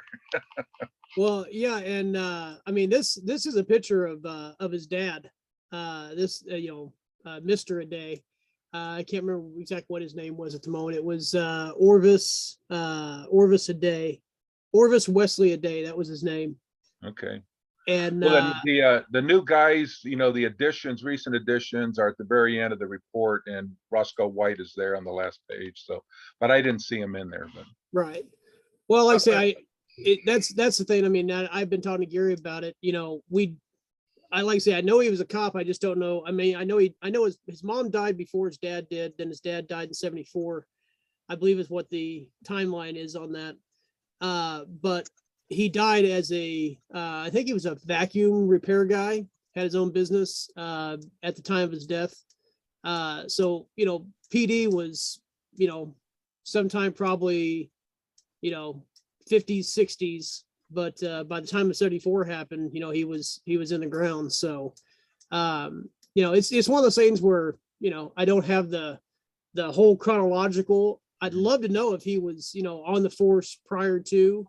Obviously, you know, Meatloaf states the fact that he knew Jack Ruby. So then you got to look at the fact of time when Jack Ruby had the club, you know, when he knew him at that time, to kind of try to get a aspect of when he was, you know, when he was an officer. So does he say anything about Jack Ruby? As far as the only thing he said in the interview that I picked up on, you know, in the interview with Huckabee was, you know, his dad was a police officer. He knew Jack Ruby. They were acquaintances, but that's about as far as he goes into it. Now, if you go back and look at some of the documents, or not documents, but stories that were written in the mid 2000s, you know, he states the fact that that's where I brought that deal that I read where he said that, you know, he knew it wasn't Oswald, but, you know, he'd been threatened and that's all he was going to say. He wasn't going to talk about it. David, what's the name of that guy you pointed us to a couple months ago who's done a whole new book about the witnesses? Do you remember who I'm talking about? He presented about 6 months ago, and he has a book for $35. It's a PDF. Oh, you're talking about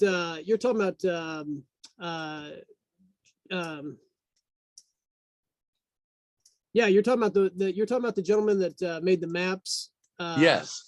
Ciccone. Yes. I don't know how to reach him. Do you?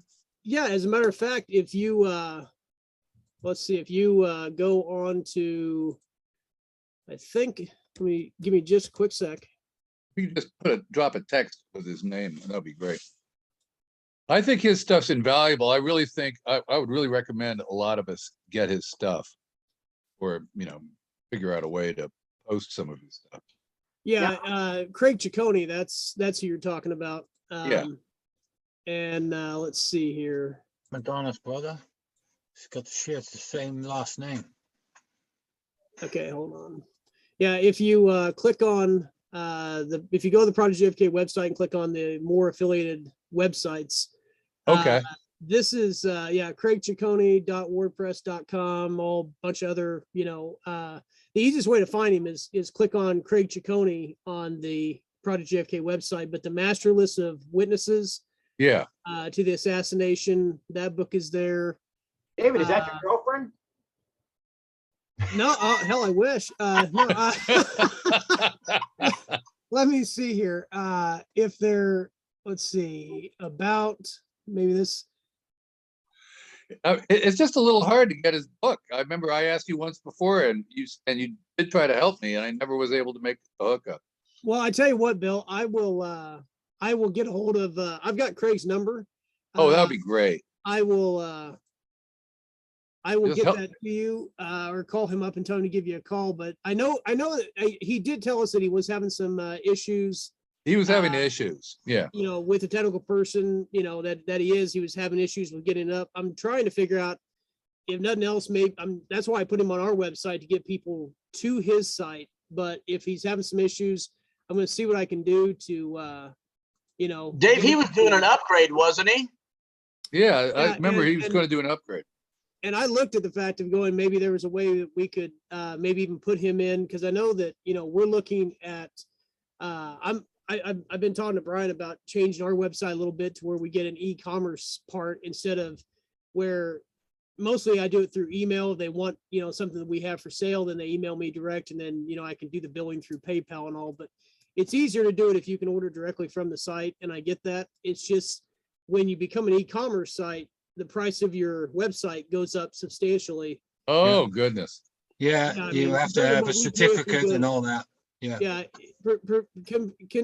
comparing to what we pay for our website that we have now, and then going to e-commerce, it usually will bump it up anywhere between 3 to 4 times what you're paying for just an information site. Like That's we so have. sad. Yeah. It Well, is. good. Well, thank you for the heads up. Yeah. But yeah, I will definitely. I'll reach out to Craig and have him give you a call, and that way Thank you. can get a hold of it. So Appreciate it. Did Huckabee, I assume he just gave Meatloaf softball questions? He didn't kind of follow up on anything?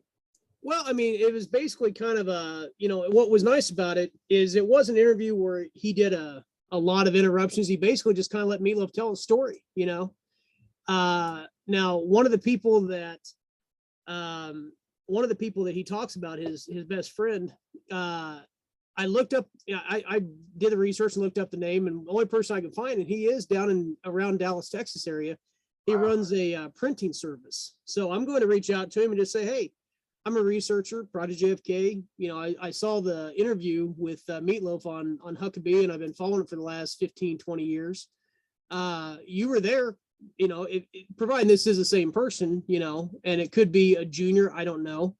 From what I've found out so far, I think it's the same person that Meatloaf talks about. But kind of get his side of the story, what he remembers too, so. It would be great. Yeah, it would be great to be able, maybe nowadays he'll be a little more comfortable sharing. Right, exactly. Hey, David, what high school did he go to? Do you remember offhand? He was 16 at the time. Well, actually, I think he was 14. Let me see here. I know he talks about it I think he talks about it in the video. Yeah, he was born in 47, September, so he was 16. 16. Okay. Well, I know one of them. I think one of them was 14 in the group or something. But I know they were all on the football team together. I Let's wonder if see. he was an Oak Cliff boy, just out of curiosity. I don't think it was Oak Cliff. I know. Hey, Well, here's the thing. I Wayne. know he went back and actually gave. You might want to take your noontime pills. Where are they? Right there. Let's see. Here we go. He was. Right here. Yeah, I don't. Okay. Oh, I'm sorry. Okay. let's see. Yeah, September 27, 1947. He graduated from Thomas Jefferson High School. Okay.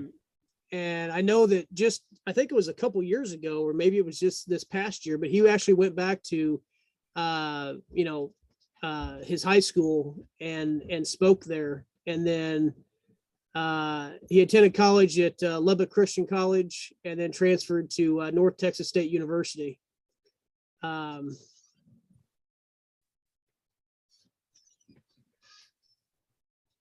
Yeah, let's see.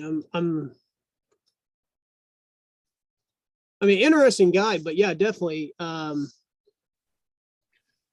I just I asked the question because Danny Arce, Arnold Rowland, and Roy Milton Jones, who was on the Marsalis bus, all went to Crozier Tech. So I was just kind of curious.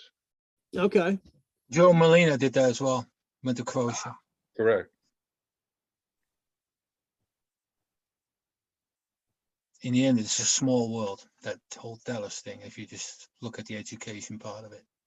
Yeah, absolutely. 2 days ago, I happened to be in a building where I talked to this one secretary, and she was about 75 years old. And we were talking, and she was she grew up in New Orleans. And I said, well, then you were old enough to understand what happened with JFK. And she goes, oh, good God, yeah. And she said, she goes, I was a sophomore in high school, and when we got word that Kennedy was killed, and she said people started clapping and laughing and carrying on, and she got so upset that she ran down to the principal's office and said, I want to go home. And the reason, he says, why do you want to go home? Because she said, I'm going to punch somebody out. And I'm sitting there going, holy cow. But I said, well, are you sure you weren't in Dallas? Because I have heard stories over and over again where the kids were screaming and yelling and clapping. But, I think part of that is the mentality of the society that we lived in at that time, that a lot of people basically thought JFK was what a lot of his generals thought of him. They thought he was chicken shit. And as Elma Moore said to Jim Goschenauer, Jim didn't say this on the Stone movie, that his father was an appeaser and Kennedy himself was a traitor. yes. Okay. There's a picture which was shot after Ruby shot Oswald, and it's right opposite the building it's where Mark Bell stood, that area, and all the others right in front of the plaza on Houston Street. And they were cheering and smiling and stuff like that, just on the news that Ruby had shot Oswald as such. Strange, because you know what, you are also, I don't know, how do I say this eloquently, like, you're for the Constitution and so forth, this, that, and the other. And I think that's just so anti-constitutional in the first place, not believing proper justice and so forth. But to them, was proper justice. Because he was going to get, the penalty in those days was the death penalty. So people just felt, he got the penalty. He just got it before wasting time for a trial. That's how they felt. Yeah. Yeah, but you're also looking at the psychology of society too. Right. I know I went back and asked my mom. I saw Ruby shoot Oswald on TV, and I was 13 years old at the time. I didn't quite understand it because it happened so fast, but I'm sitting there going, okay. We don't have replays. You guys know, most of you guys know that you didn't have it at that time. But when you saw it again, you're sitting there going, my God, did I just see something? And my mom did, and she sat there and she goes, my God, he got what he deserved. Right. And years later, I would go back and ask my mom, and she says, don't psychoanalyze me. You got a minor in psychology. And I said, Mom, I just want to find out why you said that. And she says, are you going to profile all of society and and mirror image me on this? And I said, yes, I am. I said, for God. I mean, Well, why I'm here did to tell you, Casey, I was 12 years old and I saw it on TV and I was cheering and yelling. I was so happy frontier Yeah, justice had prevailed. And I turned to my Yeah. parents, who were both Republicans. They were like, this is very bad. And I couldn't understand why they weren't as excited and happy as I was. Well, yeah, I mean, remember, I mean, again, we're going back to most people felt the FBI and the police, really didn't, charge people that were not really guilty. I mean, that, there some parts of society didn't feel that way, but for the most part, these were patriotic people doing their duty. There was no doubt that they would not have arrested Oswald unless they thought, he was the guy that did it. I mean, that's the way a lot of people felt. And there's a lot of shows on TV, right away, a lot of Westerns in those days. Well, also, I mean, if Trump got killed today, I think a lot of people would be yelling and screaming and cheering too. I mean, I think we're a very polarized society and always have been. Yes, and well, we can go off on a tangent about 1941 and 40, but yes, we've always. Yeah, with FDR. Yeah. My dad told me the way they would attack Eleanor Roosevelt. The photographers were always trying to show a picture of her with her hand next to her nose, so it would look like she was picking her nose. I had a professor in college who was a functioning alcoholic, and we went on a field trip one time, and he got up on a stool in a bar in Stroudsburg, Pennsylvania, and said how his lifelong ambition was to go piss on Roosevelt's grave. Well, God damn. there's a man who needs a life. Yeah. But if any of you are interested in World War II, there was a great program on C-SPAN last week, and it just made me realize how bad we were divided then when they said they had a whole what if panel. And the what if panel was, what if the Japanese had only attacked the Philippines and the South, and the Gulf, the Dutch, whatever those islands were. And Hitler never declared war on us because there was no attack in Pearl Harbor. What would have happened? And they said Roosevelt would have been hard pressed to get Congress to pass a declaration of war because there were so many isolationists, and Roosevelt was really, he was looked at as an evil man.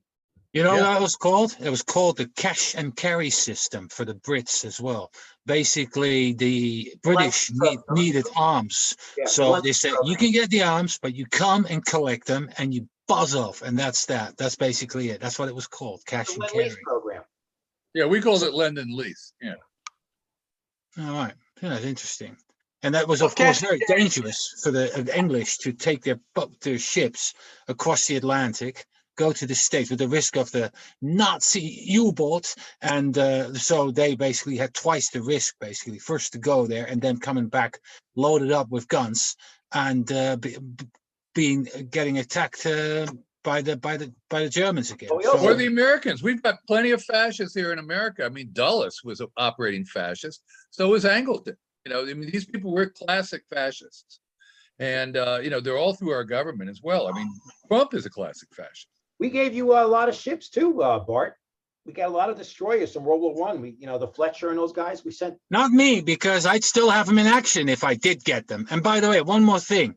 I'm not British. All right, don't ever make that mistake again. You don't want to do that. No, exactly. I'm Dutch, so there you go.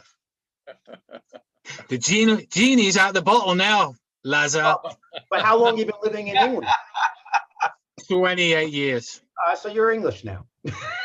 No, actually, I could get a passport, but the Dutch are so pedantic that they basically say if you want to get an English passport, you'll have to lose your Dutch one. So, and I was like, get a green card and come into New York City, you'll be able to vote. You don't have to be a citizen anymore to vote in New York City. Crazy. Thank God. I mean, that's Hey, Bart, I got in a small town like here. Hey, Bart, I got to tell you something. I saw that hour, a little over an hour interview that you and Malcolm did. I did about 7 of them. Yeah, well, I saw the very beginning, and I sat back and I'm going, who the hell is that sitting next to Malcolm Blunt? And I had to look, and I kept looking, and I'm going, God dang, I know that guy from somewhere. Damn, you clean up good. I could not believe it.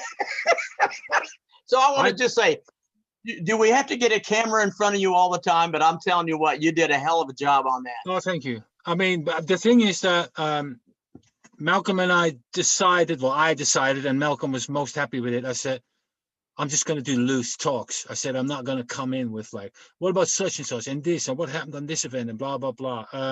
First of all, this archive spans 25 years of research, and it's in 3 sections, basically. There's the Dallas stuff, the Miami stuff, and then, of course, the spook stuff. And if I start talking the Dallas stuff, he's a bit forgetful, and I really have to warm him up beforehand. So, and the thing is now, I've realized all I do is say one word or one sentence, and I just let him rip, and he does the talking as such. Slowly, we basically went through that. I am gonna go back to a really interesting part next year. I'm gonna have an interview about the Dallas, the photography of the Dallas police evidence and the FBI. He wrote an article about it in 1999, and even then, he only had 6 scenarios of what could have happened, basically just on the dating of the files.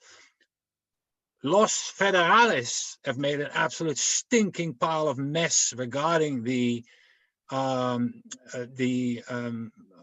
evidence on the films as such. There are many missing pages, photographs of these pages, and said that the camera malfunctioned. And this was an idiot-proof camera. It's one of those that's just mounted on a board, and you just press the shutter and you just wind it and you press the shutter again, and just move the document and so forth.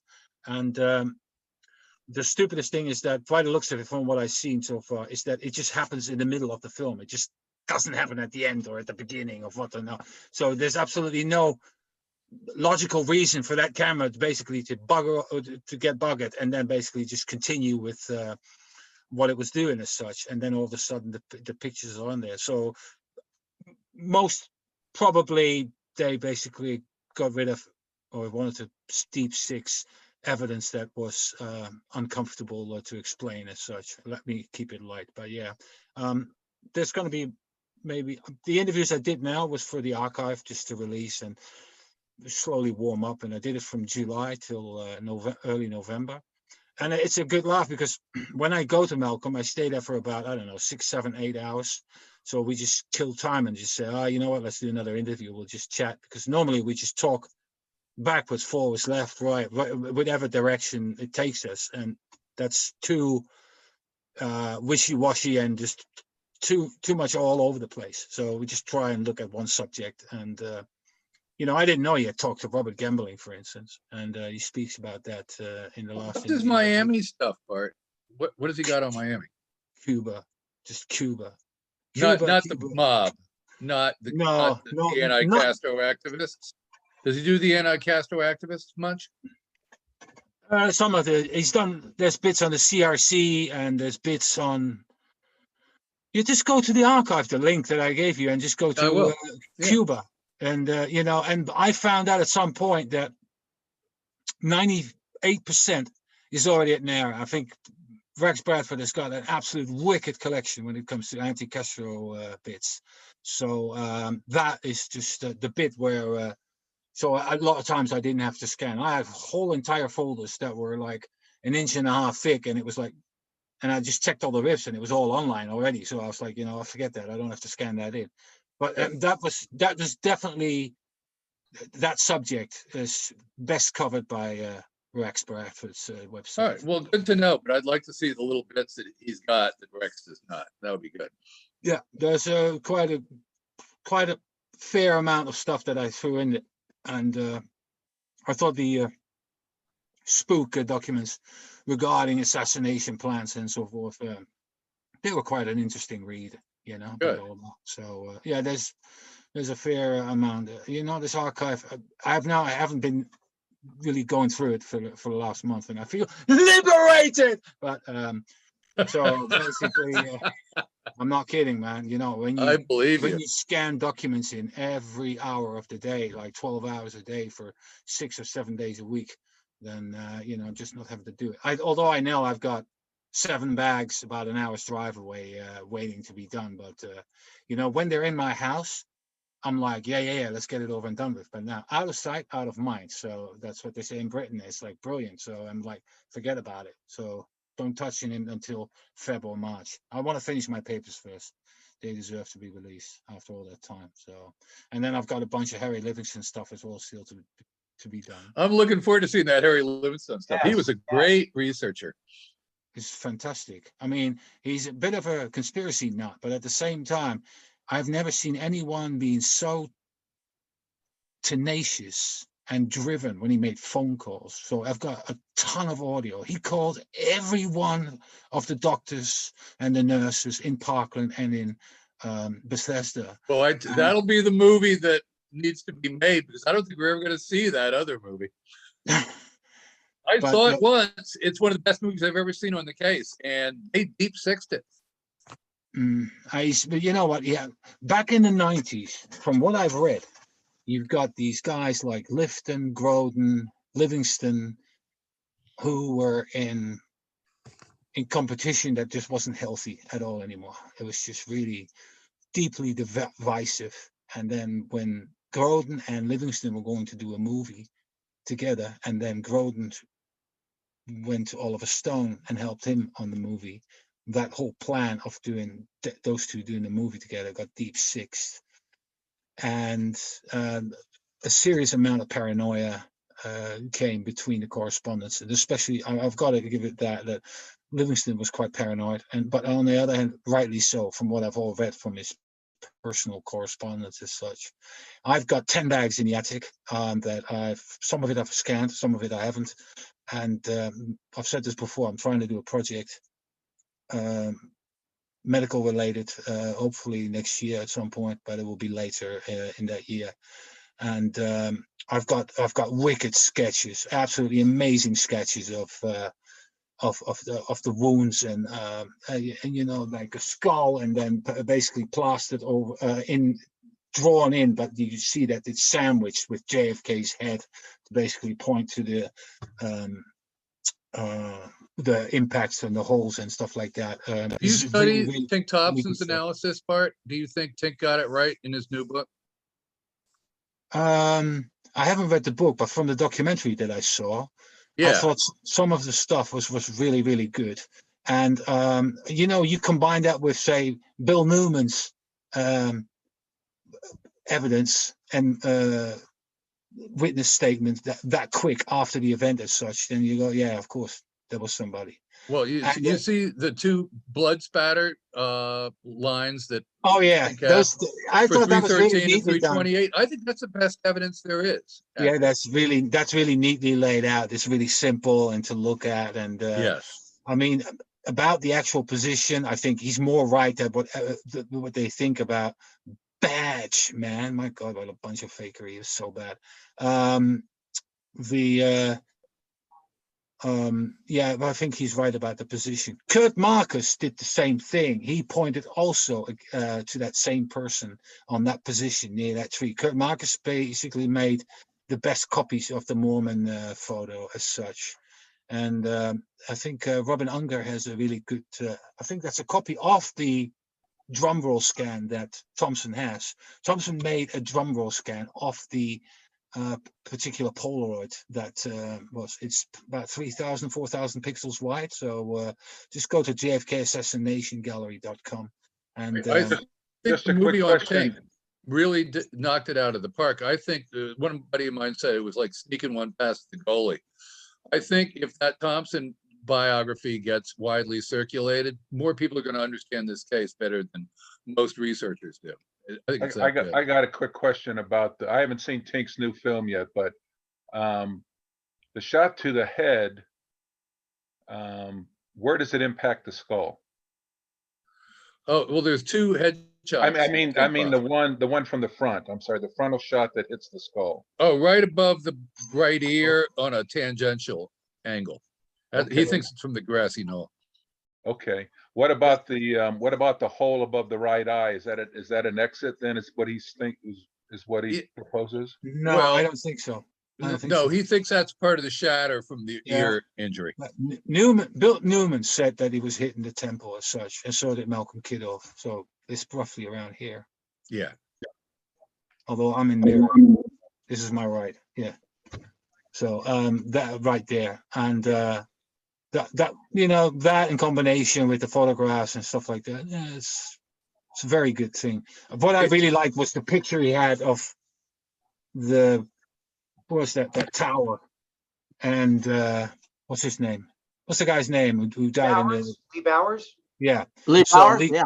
Lee Bowers. So, but I'm looking at this and go, mate, you've seen much more of what you actually attest to. So he just kept quiet because just that picture, and the picture was taken in '66. So I don't know how much trimming and all that was what, but even then, the distance and the area you could look at and you go, get the fuck out of here. This is so obvious that he saw what was happening over there, as such. It was just unexplainable. So Yeah, he said he saw 4 people, right?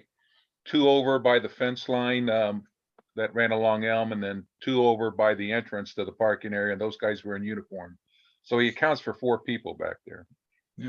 I really think the ABC guy did an incredible job. It's only 80 minutes long, yeah. and there's dozens of interviews in it. There's just no fat in it. It's an example. That's a really good what can be description done. because it just goes on and it just pounds, and it doesn't stray off subject, even though there's a lot of different things going on as such. Doesn't Right. feel as rushed as Stone's movie.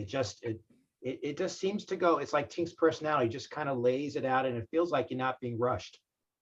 Yeah, Tink doesn't go in too many topics, and so it really lends a strength. Yeah, the position being precise. That's it for me. All about. I mean, I look at other research and stuff like that, but I'm going that far with my interest, whereas everything else I'm going that far. So it's like, but I don't agree with everything he says, but it was just a really solid and a really fluid documentary as such. Because I find most documentaries really crap because they try to cram too much stuff into 90 minutes. They go, well, it has to be 60 or 90 minutes. And we have to do this, that, and the other. And everything is summarized. You don't really feel that it's concise. And there is that documentary. I thought that was very good. I've got an issue with the Stone one. It's all over the place. I don't need to know about Africa, about Lumumba and this, that, and the other, all the other world events that were happening as such. And I know in a bigger picture, yes, though I wouldn't have put that in a 2-hour version. I would have put that in a 4-hour. No, and in the bigger picture, he's gonna obviously include that little bone that he has about Vietnam. I mean, I don't know, it's crazy. But that's Jim DiGianno. Oh, it's Jim's story. It's Jim's story, definitely. Yeah. He wrote the script, so it's his influence. Yeah, it is a Jim Eugenio film, that's for sure. It is. Yeah.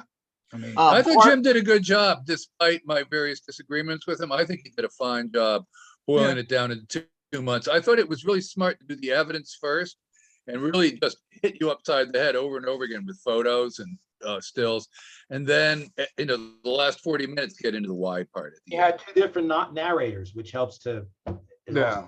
You're right. What do you guys Sutherland think of? and Whoopi. Yeah. What do you think about the Policarpio angle there, which I thought was very weak? All right, very speculative. And Which one's this, Larry? The Policarpio with the Tampa plot. They did very well with the Chicago, but when they flipped over to Tampa, I mean, the information is not corroborated at all. The documents are very weak. I have all of those, and that was a very, very weak part of the presentation. Well, let me ask you, I'm not saying you're wrong, but I thought there were interesting analogies that Waldron drew between Oswald and the Carpo Valley. Lopez. Yeah. Oh. No, not Valley. No, but the fella in Tampa who was at the November 17th. Right, the Cuban, yeah. Committee Right. meeting. It just looked like he was being set up as a possible patsy based on time and space, fair play for Cuba. Then he crosses the border on the 22nd, then he flies back to Cuba. I mean, it's just, he could have been set up, and it wasn't convenient because at Tampa, nothing happened. No, as supposedly the only passenger on that Cubana Airlines flight on the 27th. Yeah, So- I mean, he was Angleton's guy. Angleton always blamed Policarpo. He said, he's the guy who did it. Casey, Well, there you go. Casey, Yeah. what you tried to say? I was going to ask for everybody who hasn't seen the Tink's video or his documentary. What is the name of that? JFK Unsolved. Yeah, I put the link. It's in the chat. I put a link. Okay. It's on YouTube. And then put it on full screen because it's very crisp. And Casey, this is Bob. That video has also been made available along with a bunch of others Yeah. and a link you'll find in the chat. Okay. I put a whole bunch of videos there, including revisited. The good thing about that film is just it keeps you interested, and it's not a slow moment there. Like, you know, it's fast paced, and yet it just, you know, goes in slight little other directions, and the new interviews on top of that I thought was also a good thing. My issue with the Stone documentary is that it's 15 years late. That's my fucking Right. problem. Right. That's a good point. And there's a major mistake when he says 2029. It wasn't 2029, it's 2039. You know, I don't know where, you know, they came up, you know, and revised that to 2029. I wasn't aware of that. I'm pretty certain that it was 2039. And Well, Yeah. yeah, Larry, he's getting his document release mixed up. One was on the Warren Commission, which was 2039, and the other one is House Senate Select Committee, which Yes. is 2029. So What- we'll- what- Yeah, 20, Other well, than that, your it was people- originally 2029 and then it got changed. Yeah. so Yeah, in- right. in That was that it. era, in that era, 75 years was for the Warren Commission, and then there was a congressional rule about 50 years. Yeah, the Years. House Select Committee was originally 50 years and then it got moved to Right. 2017. And you can see that if you read the testimony of David Bellin and the archivist in the Bella Abzug hearing, which is again fascinating, where he admits that the Warren Commission improperly classified. They had no authority to They classify. had no authority. Yeah, but that's like the Rockefeller Commission was expressly given the authority in the executive order creating it to, you know, in other words, there's an executive, when the president issues these executive memos about national security. And then what happens is they create like an agency and commission, and they're then said to be subject to that order, and therefore they can classify. That was not done with the Warren Commission, but Ford did it with the Rockefeller Commission. And Bellin goes into that. It's a really great, you know, explanation. That it's just too bad that transcript has not been made publicly available. I mean, I've shared it in the past, but You know what you could do is, why don't you send it to Rex? He'll post it. okay. Yeah, that's the way to get it more out there. I'm actually I was thinking about writing an article about how the Warren Commission improperly, you know. Yeah, write the article and he'll run both. Yeah. Rex is really good. He can do that in a minute. Yeah, he's a good guy. Yeah. So He he supported me. So he supported me with the blunt documentation. So not a bad word about Rex. So No. You might want to consider collaborating with him on some stuff. I mean, it was the Yeah. general counsel of the Warren Commission that just took it upon himself, and he instructed the court reporters that these materials are to be classified. And what Bellin's position was that, so they're reviewing documents that are classified, and they didn't have their clearance yet. And it was a joke. It was a joke amongst the staff about how could these documents be classified. Jeez. it's the same as the Rankin papers. They're exempt from the JFK Records Act. I know someone who's got them. Now, the thing is, everyone wrote to Rankin. Okay, Yeah. so if they had any misgivings or anything like that, they're off. They wrote to Rankin. Well, there's So, Rex, I don't see anything in the act saying that Rankin's papers are exempt. How did that happen? I don't know, but there's Malcolm has had his hands on it, and I know someone else who's got them, and I hope he's going to send them to me because I'm going to digitize the whole lot. well, That's there's- fantastic. But a big There- box like that, and then the beauty of these papers is that they express themselves without thinking, oh, that's going to come out or that's going to get published and so forth. but there were In plenty the of memos. Warren Commission folder, from the Warren Commission folder I've got in the Blunt archives, there are loads of documents with annotations from whoever you can think of, who say, well, isn't that too speculative, and this, that, and the other, and what about the rifle, and blah, blah, blah, this, that, and the other. All the so-called annotations. Oh, that's gold. wait, wait, Marginalia. Hold Yeah. on, guys. Hold I on, can't guys. believe you haven't even gone into that folder yet, No, but yeah. there are plenty of memos out there to Rankin that are publicly available. Yeah. It would be his papers where he may have had some writings, but there are tons of memos out there. And then also when what's his name? We Will Be Absolved. Willens. When he did his book, he actually had posted on a website all of his memos that he had gotten. So there's plenty of stuff out there. It may be Howard Willens, right? They were called private papers, so that's why they were exempt. There's a You know, certain section. it makes me Oh, no, think hold on a about Slauson, Donald Slauson, who's still alive, who was one of the staffers who listened to the Oswald tape Got after tons the of papers. assassination. You know, interviews are not really my thing, partially because I'm a lawyer and I'm trained never to be a witness. But anybody who likes doing interviews, I could probably help get an interview with Slauson if anybody's interested. Really? Yeah. but you have to I might understand. just do that because I've got his handwritten notes and so forth. Oh, yeah, So- yeah. I think he's at the point now where he'd be willing to do an interview. He did And what one is for he Phil about- Shannon. Is he about 90 years old now? He's not quite that old. He's in his 80s. Okay. You know who I would love to talk to, although he will say me absolutely nothing, is Elmer Boyd. I saw an article. Yeah, there you go. He's 92, 93 years old. So, and there was a newspaper article where he's basically posing for a picture. And it was, I think, it was Arlington something newspaper. And that was a year ago. And it was He said has that a was birthday 90 party every 92 year years old. down there. Yeah? Yeah. Well, No, you could why probably don't you get pay it. him a visit and go, what did you do? Did you actually find that ticket on that bus ticket in his pocket or not? You know, 'cause, So And- just to let you know, Bart and Bill, that they were, according to Bellin, they were supposed to not keep any of their own. They were supposed to turn everything over to the Warren Commission. There was no private record supposed to be kept. Some people kept some, like Willens and I guess Rankin, but for the most part, the staff were supposed to turn everything over. So to the extent that there are some records, they're probably duplicative, but it's the senior guys are the ones that may, obviously kept stuff because of their position, but the staff were not supposed to keep anything. Bill, And you need to ask him if you get an interview.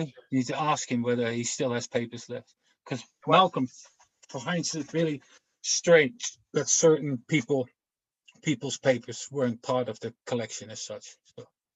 Well, and so they were not. So what happens is people keep these records, and no one, the archives doesn't know. The commissioners themselves were not subject to the JFK Act. So unless they knew to ask, they wouldn't ask them for the papers. The staffers weren't supposed to keep anything. It was supposed to, so that's why, I doubt there's anything usable at the staff level. I think everybody keeps as much as they can. Nobody gets punished for it. Willens didn't get punished. He printed all the stuff. Oh, but he was a senior guy, so I'm saying the senior guys kept stuff. They were allowed to keep stuff. Well, they were in charge, so they can do what they want. I'll tell you another person of interest is from the whole Warren Commission is Alfreda Scooby. Yeah. This is a name that isn't Yeah. that. See, But, and the that, so material there was she a guy, there was a guy on that Quiro, whatever that listserv, and there was a question: did any of the Warren Commission, members disagree with the single bullet theory?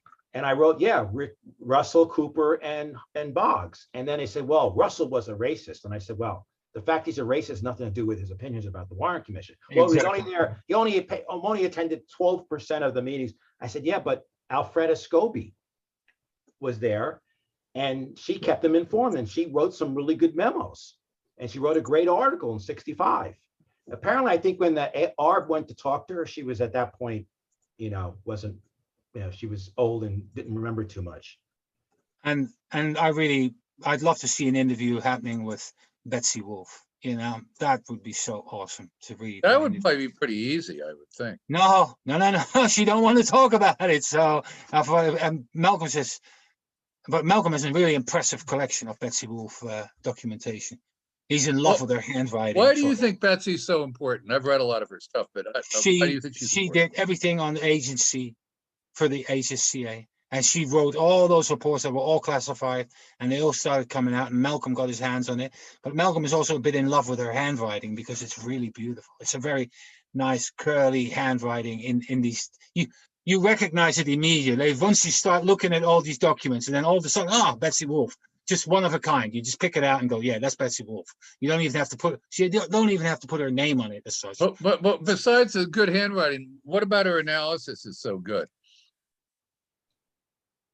Well, from what I know, it's just that she touches subjects that others didn't, Okay, especially when it comes to the agency. And she dug into things when it comes agency related. And, that's Malcolm's primary source of interest, just finding out about who said what and who did what. And she basically is very good at that. That's why all that stuff went just basically put behind closed doors. So, and Malcolm has got about, physically, I'm not kidding, like your computer screen height, basically, on paper, and it's all Betsy Wolfe. And it's all agency related as such. So, it's gold to Malcolm. So I'm just going to post the link for Malcolm's archive in one more time as such. In that folder, in the documents folder, there's also Wagon a Car. And Wagon a Car got a lot of documentation when it comes to Ruby and the Dallas Police. And I've come across some things where I just didn't know that was there and didn't know that was there. There's a lot of pages. I think it's something between 8,000 and 10,000 pages. And they come originally from the Wagon a Car archive, but Gordon Winslow got hold of this. These were microfiche rolls, 16 millimeter rolls. And I had these digitized with one of these old-fashioned machines, and Guy did it for me in the west of England. And they're just 4 or 5 or 6 giant PDFs, anything from 1,500 to 4,500 pages. And that was really cool because I contacted those archives before, and they said we can only give you 10% from each folder. And I was like, what kind of bollocks is this? Just saying that, and just like I get 10% out of each folder. That's what they'll allow to digitize. And I'm going, well, how do I get the other 90%? Is you get like a shrug of the shoulders style reply as such. And then when Malcolm mentioned, like, no, I've got here the JFK stuff from Wagon a Car, and I was like, yeah, I'll have that. I'll get that digitized as such. And he gave them to me 3 or 4 years ago. But that's really that's a lot. I'm just still going through it. Once I got a bit of time off browsing through it. I see Wagon a Car, but yeah, Betsy isn't up yet, I take it. No, Betsy's in HSCA, going to HSCA to go back to the main route. The thing works like a Windows directory. So the CIA writes to the HSCA. So in the CIA folder is an HSCA folder, but in the HSCA folder is also a CIA folder. So when Blakey writes to Breckenridge, you get those, and then from Breckenridge to Blakey, you get the returns and so forth. It's not 100%; it's still a work in progress, but that's how it's going to work. And on top of that, the search engine is very good. So just type in a name, and if it's there, if it's mentioned inside, right there. How bad an actor do you think Breckenridge was? I think every time I see him, the less I like him. He's a POS. So the way I looked at it, he did his best to basically suppress and stall and so forth. And it was Blakey where are the documents? Where's this? Where's that? Blah, blah, blah.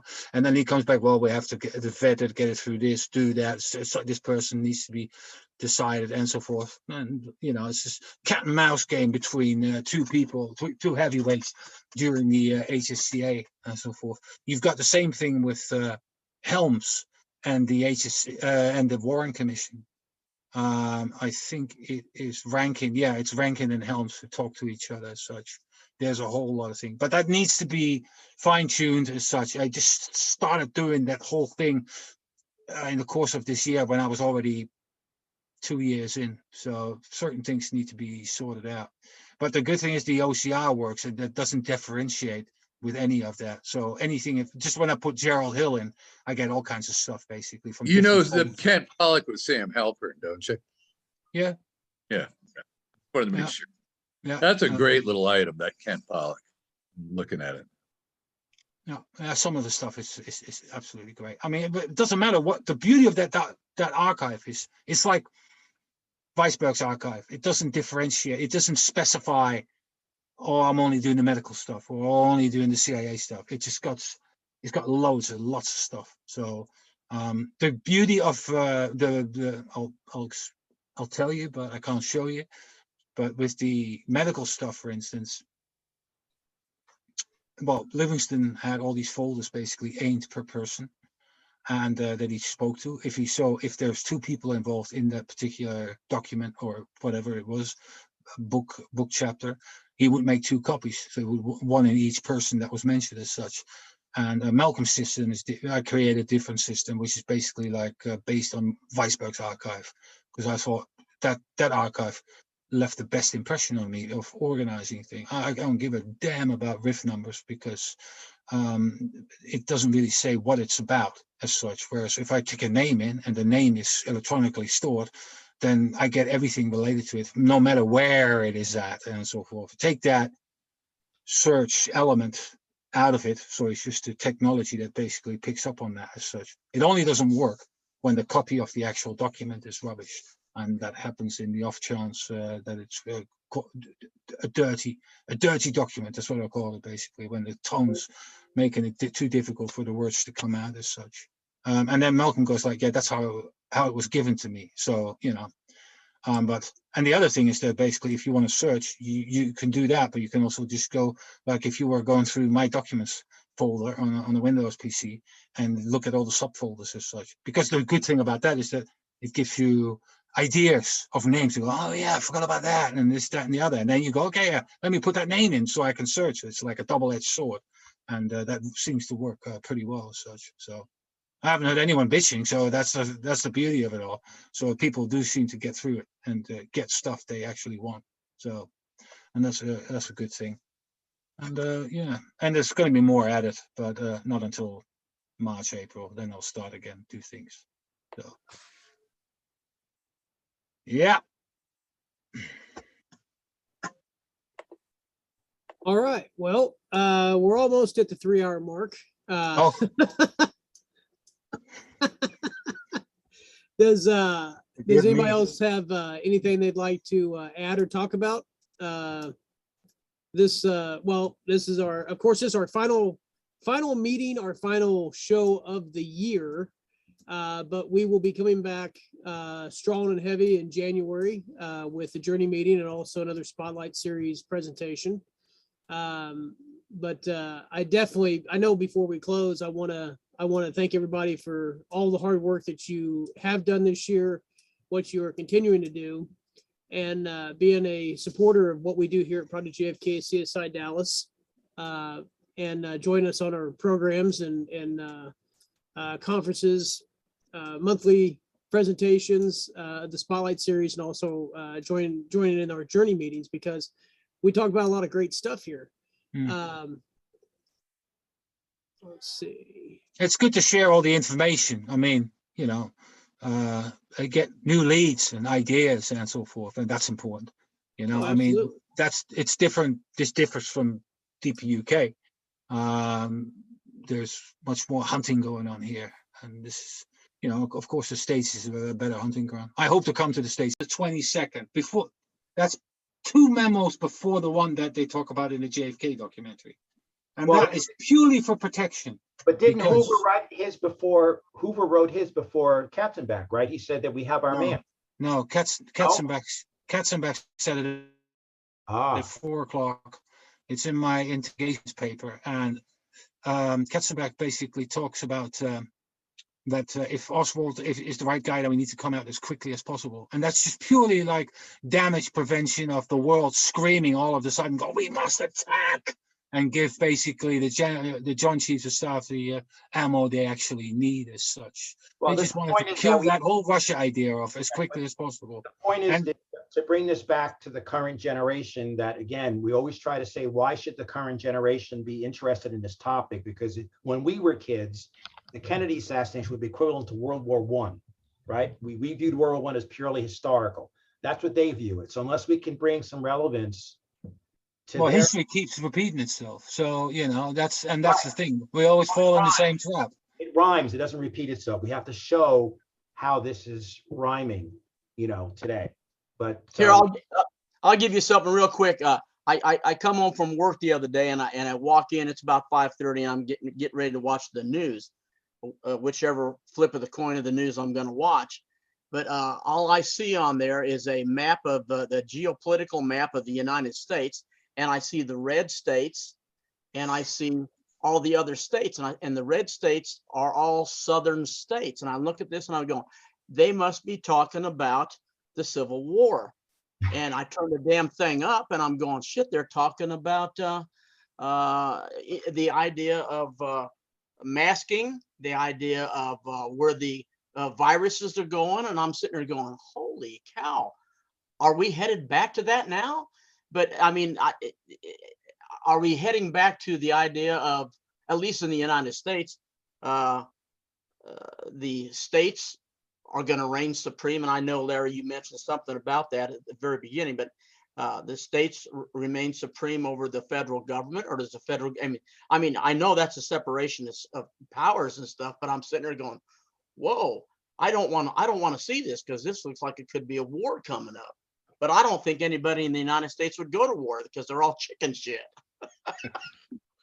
Well, the left has gotten much just to more let you know, aggressive. it's not separation of powers. It's a question of federalism. Yes. And remember, so, the southern states, they always felt there was this right of nullification of the federal government. So there's history here. Every generation tends to deal with it. And it's all about the role of the federal government versus the role of the states. Yes. I think if the Constitution was written today, we probably would have a very different Constitution. But it was written in the 1700s. And the states were sovereigns. It's like the EU right now. So there is an effort in the EU to kind of make the individual countries less than sovereigns, and have the EU really be the governing law. That was the pet hate of the British. The what? That's the pet hate of the British before they voted for Brexit. Basically, they said, we have people making decisions over us, for us, who we haven't voted for. And that's the I thing. want to circle back, David. There's a couple things that just to circle back. We still want to see if we can get someone to contact the daughters, the Oswald daughters. We'd like to try to bring that. Court of inquiry petition to try to expunge Oswald's arrest. So I know Brian in the past has had some contact, so that's something we'd like to do. Okay. I think we want to explore someone contacting the Kennedy family about trying to release those transcripts. At some point we may have to sue the Kennedy family for the tapes that Bobby took, because they're technically assassination records.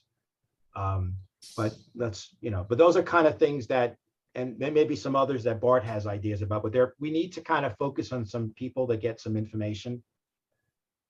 So I don't want to get us distracted that there's still things that we need to do while people are alive. And I'd like to see if we can get Marina to grant, to let us leave Lee's IRS records. She has the power to release them.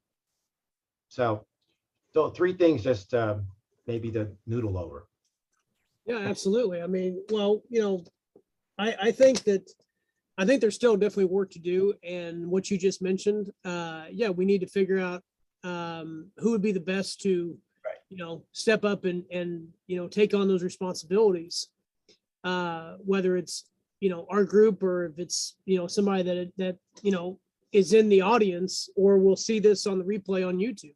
Right. So. Right. I'm just going to paste in a couple of links for you, Larry, to look at, because this is all IRS related stuff. So Okay. you can basically But derive from that. when you look at the withheld documents, the overwhelming number of them are IRS. There's a couple of court orders that I think probably relate to that FBI sting that somehow got either Giancano or Travacante on tape. And then there's just a couple of Kennedy donor interviews with for the book. So those are kind of things that we on our own can try to influence outside of a lawsuit. So just their research, or look at them as research projects for our project, is sort of hopefully somebody has some contacts that we can exploit or utilize. The daughters are old enough now to make decisions on their own. They're in the 50s. Yeah, so I mean, what we're trying to do is we just want to get some, like the guy that with the Malcolm X, he was just released from jail after all these years. He was falsely accused of being one of the assassins. So there is a structure, and I believe that Dallas now has a Democratic district attorney. So perhaps they'll be more amenable to this idea of expunging or at least entertaining a court of inquiry. The Freedom Project works on that. I mean, they went through all that stuff back in 20 odd years ago. Yeah, the Innocence Project but you know, their Innocence Project is focusing on live people right now. I mean, like Sirhan, that would be something they would do. And there are people that are supporting Sirhan.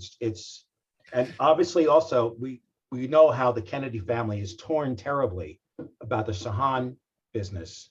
Yes. Kerry and Chris went on CBS News the other day, and they're looking. They had a whole their theological approach to Sirhan was really off, and I don't want to waste time on that today. But Bobby and the other brother that works for Fox are the only ones that want that release. But the Innocence Project focuses on live people. We have to, on our own, go to the Kennedy, the Oswald daughters and say, look, the same reason, and by the way, this guy is now suing the federal government. The person that got released under Malcolm X, he's suing them for the reputational damage that was done to him all these years. He was in jail for 50 years. Well, $100 a day. I wouldn't go further. So I'm just saying that there is also some monetary benefit if we can get this done. I don't want that to be the main reason, but delicate conversation if someone is friendly or knows them. Hey, Larry, this is Bob. You had asked me a question about that editorial. I think there may be some value in reaching out to the editorial staff at the Dallas Morning News. They have a legacy from that moment to this moment with respect to the entire event. That legacy is all over the map, but that's a maybe fabulous idea. I think do we know any reporters in Dallas that maybe they know who the people in that board would be the best people to contact? The irony, and again, as name droppy as this sounds, one of my neighbors was Mary Woodward, who, as you know, was a reporter at an early 20s and was probably one of the closest people to JFK at the moment of impact. And unfortunately, she's passed away, but she lived a short distance from me, and we talked about that.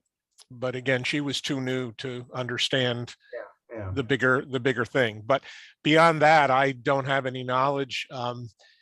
I could suggest some people who live in Dallas who do, but whether you want to reach out to Robert Groden about it, I don't know. No, he would not be the right person. I got to think about. Just as a contact, I understand how you're feeling. I've admitted to everybody that Robert's a personal friend of mine and has been for as long as I can remember. But the question was, how do you get a contact with somebody on the current staff, whether an editor or an editorial list, and understanding that newspapers have so few editors these days. I mean, they have. I'm thinking, Bob, they must have covered this the news this week. I'm going to have to see if they covered the release. Whoever that reporter is would be a good lead-in, probably.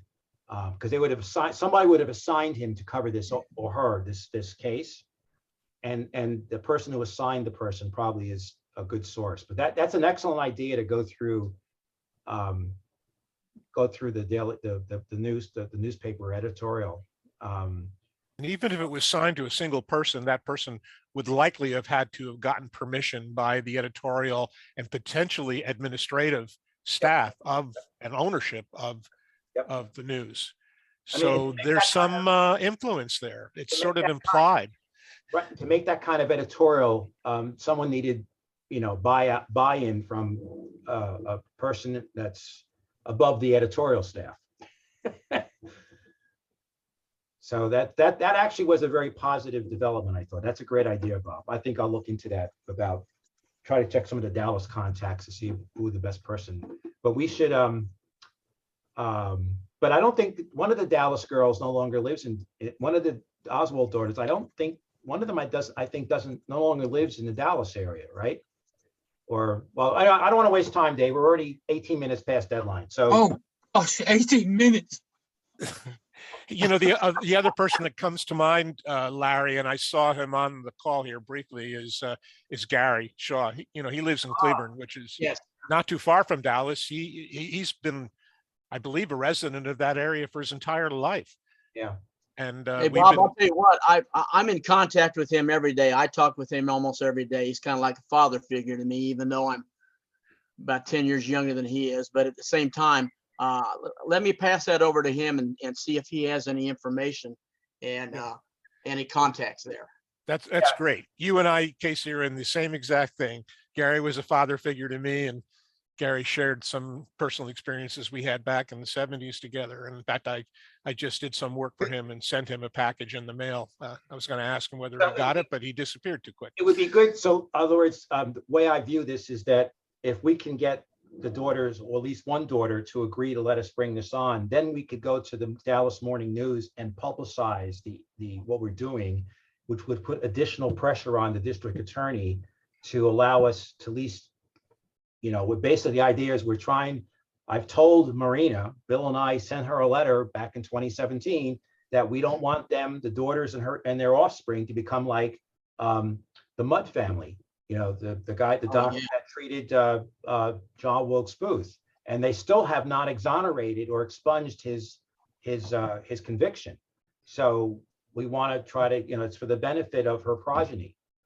That didn't compel her. So at least maybe the daughters. And you could devise a conversation with the new staff that would, in effect, call them out. In other words, it's one thing to write an editorial, but it's another thing, if you will, to follow up on it in some meaningful way. It could be just in the niche of what they do, which is print media, or it could actually be maybe some form of, of lobbying from print news, or who knows what else. But the conversation has to be such that they're not backed into a corner on, in the first minute of the first round. And I'm sure Larry, as an attorney, all that. I'm not advising other than that's what's coming to mind. So there may be some leverage here that, who knows? And that's why it's also important who the messenger is. Robert Groden is not going to be, the right person to go to them.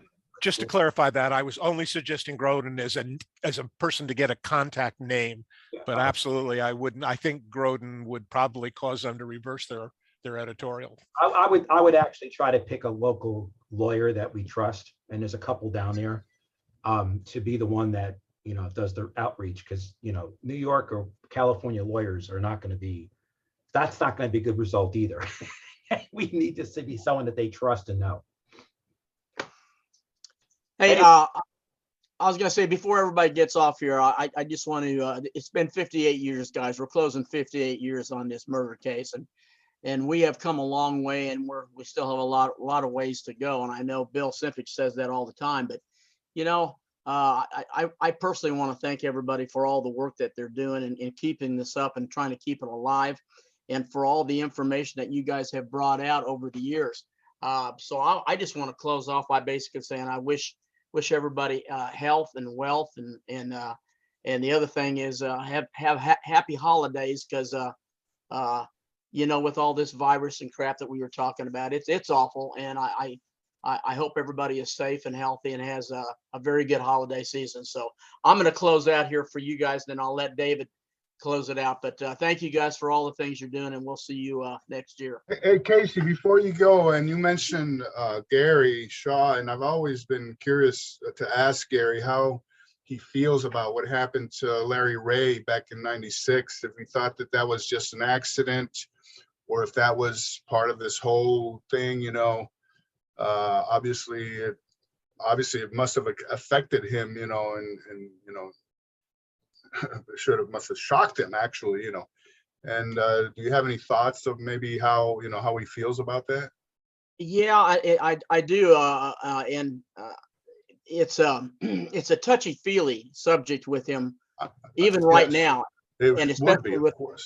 yeah, and especially with the 4 or 5 people that he was around at that time, and they all happened to, you know, die within a certain period of time. And I think that's why he hung things up for a while.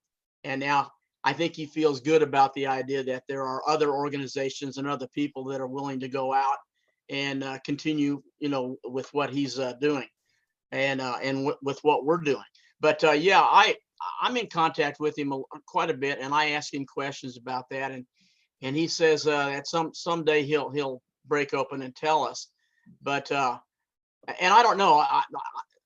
Let me pass that on to him, and because I think you're right. I think that he thinks that some of the people who died around him were murdered, and Mhm.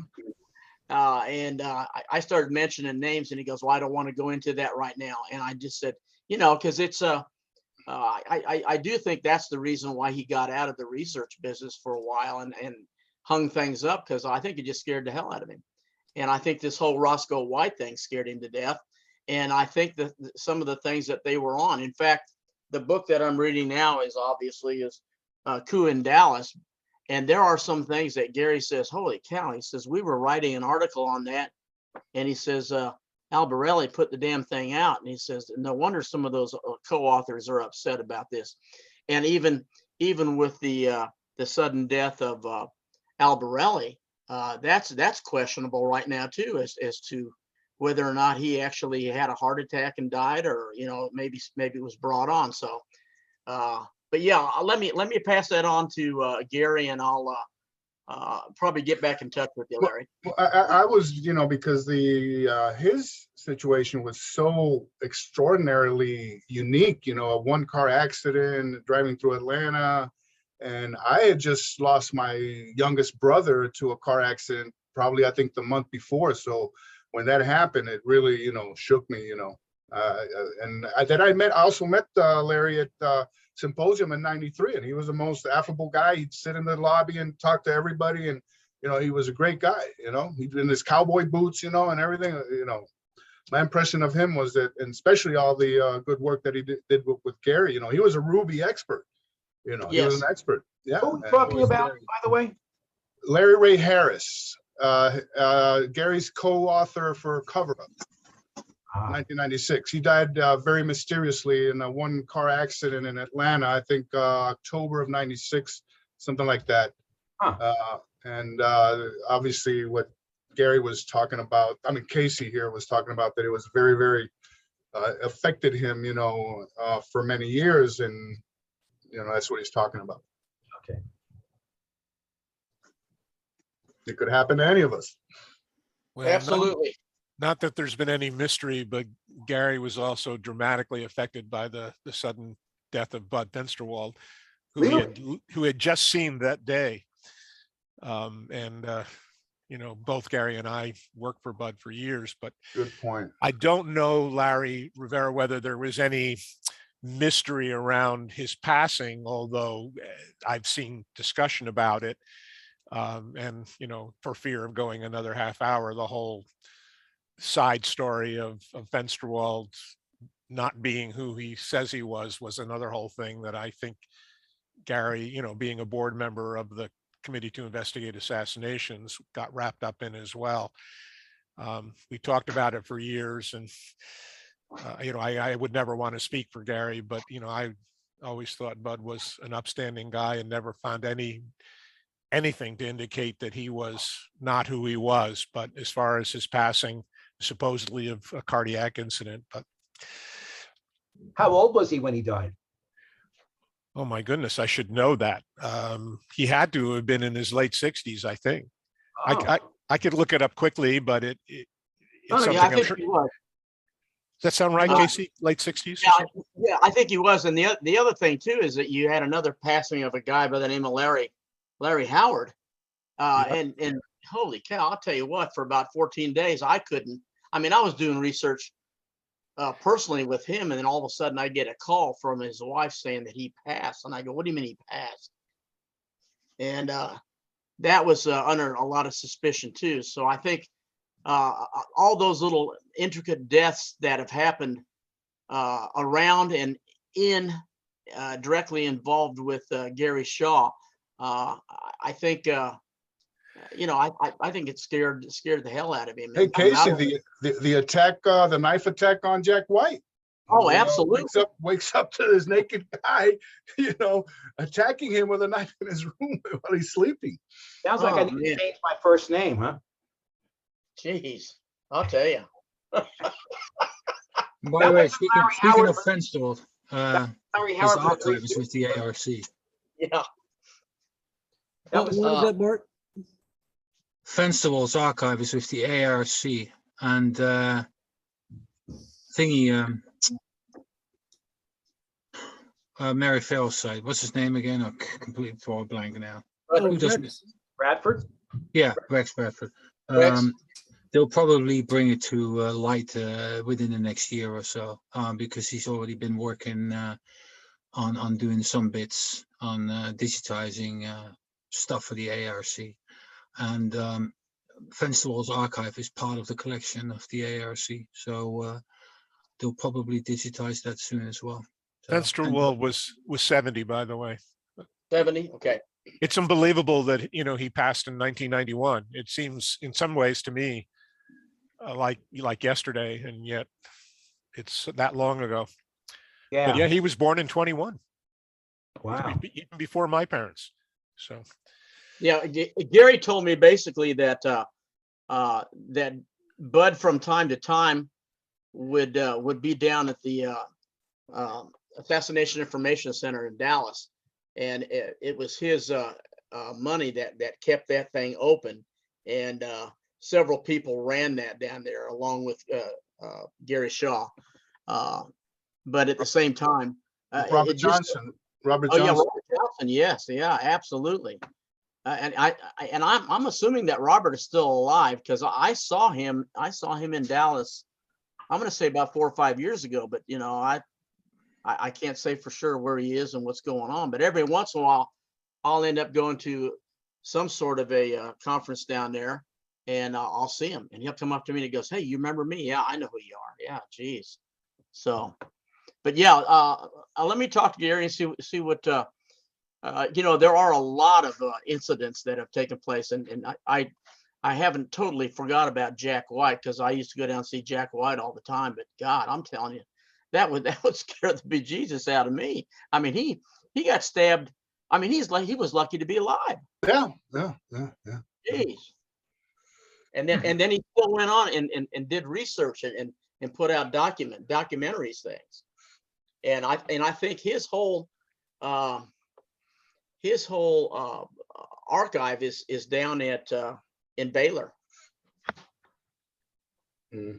Yeah, it is. In fact, I pulled some of the stuff that he did, and because I did some overlays trying to confirm that he had identified Umbrella Man as Gordon Novell, and he actually had some profiles that he did side by sides, but I went ahead and did overlays, and I would say that he was about, from my research, about 90% accurate on that identification. And I just posted an article on my blog on that, in case you guys want to check it out. And very, very interesting.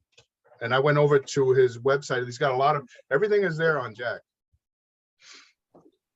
Well, I'll pass this information on to Gary Shaw, and maybe we can, maybe he can get online and the next meeting we have and kind of, talk a little bit about, what has gone on in his life. But I also realize too that the co-authors of the book Coup in Dallas have been warned. Really? About the possibility of letting that book out, and Gary Shaw and I talked, and he says, I don't think they're going to let it out. So And I said, who warns them, and where is the warning sent, to the publisher or to the authors? to the authors. And what is the nature of the warning? I think it was based upon the idea that you cannot release some of these names because some of them are still alive. Oh, And I just sat back and I'm going, He other will words- never die. Is it someone Yeah. threatening prosecution, or is it someone threatening physical harm? I think it might be both, but I think it was the latter one was physical harm, and I think it just scared a bunch of them, both of them. And I'm sitting there going, "Wow!" I told Gary, I said, if this book doesn't come out, you have a transcript that you're reading. I said, make me a copy. I want to read it. Well, I'm in my second reading right now. What was the person making the threat? Did they purport to be from the government or from someone, so just a private person? That I don't know. And I would like to try to find out, like, who they said they were from, and what were they threatening? Like, was it like, these names are, you cannot disclose these names because they're confidential information protected by the federal government, or, these are names that if you release them, you're going to be in, deep doo-doo. yeah, I don't know, but I'll do a search on that and see see if they will release any information to us, and maybe even get them on our program here. I don't want to put them at risk of exposing. No, I don't either. Curious what the nature of the threat was and who was purporting to be the person making the threat. I mean, I can see the so government. what you're saying is 58 years later, this is a dangerous pastime. Oh boy. Well, You know what? First of all, this is all based on rumor, okay? This is not somebody who comes in and goes, I've had this such and such. So further than Right. rumor, it doesn't go. Yeah, but It if is. if Biden says in September that 20 years is enough to release the 9/11 records, and why is 58 years Right, too long? right. Not Yeah. long enough. yeah. I know this is probably irrelevant, but just shows you, to Bart's point about how paranoia can be driven by life events. I worked for many years in secret on a project for the Committee to Investigate Assassination to develop a JFK database. And I had to work from midnight to 6 at a local institution. And I remember coming out to a place that was bordered. In other words, it was not even a public street, to find a bullet hole through my windshield and rear window of my car. And that, although it was never solved, I was in the midst of all of this back in my 20s, and it set up a level of paranoia that was unparalleled in my life. And of course, there was no basis to conclude anything about it, other than it was stunning that it happened on a private college campus. So got to watch out for the unverified conclusions from situations, as much as yeah.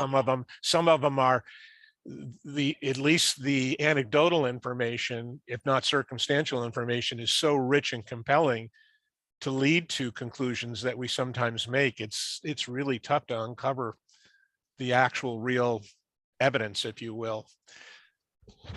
And so many of the situations in this case are completely fortuitous. It's like, how can this happen? Yeah, I'm not saying if the person knows. I'd just be interested to see how, because that could be, if the person says they're from the government, then that's actually more important to me than if it's just a private party, because that's. You probably all remember when the movie Executive Action came out. I went down to the announcement of the movie in New York City, and they were passing out to each moviegoer a newspaper size, maybe 30-page document in which it had all these questions, and you were all familiar with every one of the details, pictures and everything. And they had a quote from, and I know you've all seen this, from the, I'm trying to think, the London Sunday Times, Yep. where they looked Oh. at the number of unexplained Oh, yeah. violent deaths, remember? And Yeah, they the actuary, included the actuary. and the actuary included that the likelihood of it happening was 100,000, I'm going to say trillion, but maybe it was million to one. And I always was curious about how actuaries come up with their statistical data. And I actually found that, at least at that time, it was something that was sound in probability and statistical science. And, you know, and of course that list, I've kept that list. I stopped managing the list about 5 years ago, but I mean, the list of deaths that are not comfortable explanations is in the hundreds now. But at the time, I think it was 14 or 16, you know, started with Lee Bowers and others. So to the point Larry Rivera is making, you know, a lot of coincidences were really opportunistic. You know, I mean, it really plays with your head and the way that we as human beings tend to want to generalize things and let things connect in our heads about what the answer to questions are, particularly very difficult to solve ones. So just an observation that I've made over the years. So Yeah, Bob, that pamphlet that they were handing out, you're right. It was about the size of a regular newspaper. It was 8 pages long, front and back, so 16 pages altogether. And they documented everything that they could. Probably about 90, I'm going to say 90 to 95% of what was actually in the film. And I thought that was very, very interesting, because I still have a couple copies of those things, and I used to hand them out in my classroom to the kids. So that was a really powerful document, Casey. I still have 2 or 3 copies. As you know, they're, you know, over the years they yellow and they become brittle. Yeah, But I also digitized. have, I think I have 3 or 4 copies of the complete press kit for the Dalton Trumbo film, and that in itself was a really fascinating insight into the way that the producers and so forth worked with, you know, it was who Burt Lancaster and Will Geer, Right. Oh, yeah. Robert Ryan, and it was Right, it was a right. really a fascinating thing that they put together. Oh, yeah. And I Yeah. actually have Oh, pictures yeah. that I can share with you that I took at the press conference, and it was loaded with press in New York Yeah. City. And for the time that this happened, Bob, you know, executive decision 1973. I mean, you know, consider the implications, you know, of that. The cover up is still going full blast, you know, and Mark Lane writes this movie and they put it on film and everything. And the actors that you just mentioned, I mean, they were the best. I mean, they had already gone past their primes, obviously, but you know, it's sort of like reminiscent of Walter Matthau and Lemon in JFK, you know, past their prime, but their contributions in the movie were very significant. And So, what's significant about this that as about, well, I'm sorry. Is this about the commission, that film? Or We- Executive decision, Executive action. Oh, right. Executive action. executive action, right? Executive action. Yeah. By the way, so I was at Rutgers when the movie came out. I took a date to the movie, which says a lot about me. We were the only people in the theater. I'm not going to comment on that. So. I think you should permanently block Schnapp in the future from this after that comment. But the point was not that I took a date to the movie, but we were the only 2 people in the movie. It was like a Oh my private. God! Really? Yes, I'll tell you what. I took 4 students with me, and Oh. guess what? There were 8 people in the movie that I was in. It was a 2,500 seat movie theater, and the other 2 people sat behind us, and I called them Fred and Ethel because they're our ages now. And she elbowed him and said, you know, this is just BS. This never happened this way. Let's get up and leave. And all my students looked at me and they go, what's going on here? And I said, they're not ready for this. I said, good God, this is 1973, 74. They are not ready for this stuff. Yeah, I agree. Well, Larry, the comment that you made about the actors was significant because, you know, all 3 of those actors were well established. They had earned their keep in Tinseltown. Right. and they normally commanded extensive fees. They, all three of them worked for scale. Right. When The other thing I did, we went out with these two Italian girls, and he took us back to this Italian house at Rutgers where the Italian girls live. And I spent from 2 o'clock in the morning to 6 o'clock in the morning, rather than try to schmooze them, I was talking about the Kennedy assassination. Oh, And, That's not going to get you anywhere. You know that, don't you? right. And so what happened was, and we'll get back, and then I'm wondering why were they not returning our calls? This that's guy's a going to. brilliant lesson in life. Do not start talking about the Kennedy assassination. I'll tell you one thing. I did this once 8 years ago, and this girl went, the first thing she said, and I've always noticed this now, who did it? That's the first question they tell you, because they don't care about what you're doing and how much trouble you go through and how difficult it is and so forth. And they go, no, who did it? And I was like, oh God. And then also somebody else who is also in research said, like, wanted to bring up a discussion, or they just ask you, and I'm going, don't ask me, because we're going to be standing here all night discussing this. I said, I'm not kidding you. You will ask question after question, and I will answer them all. But I'm telling you, it's a total buzzkill when you want to go out and have a good time. So forget about it. I do notice, now that I'm back in the dating world, that the women now are much more responsive to my than they were when we were in college. Yeah. Well, that's because they know you're a rich lawyer, Larry. Either that, or you're just so much more mature than you were back then, right? Just You a know what it comment. is? It's the I did internet. put a copy of Executive Action in that same location as Revisited. Yeah, and I the- saw it, yeah. And also, David had asked me privately, and then you saw it converted.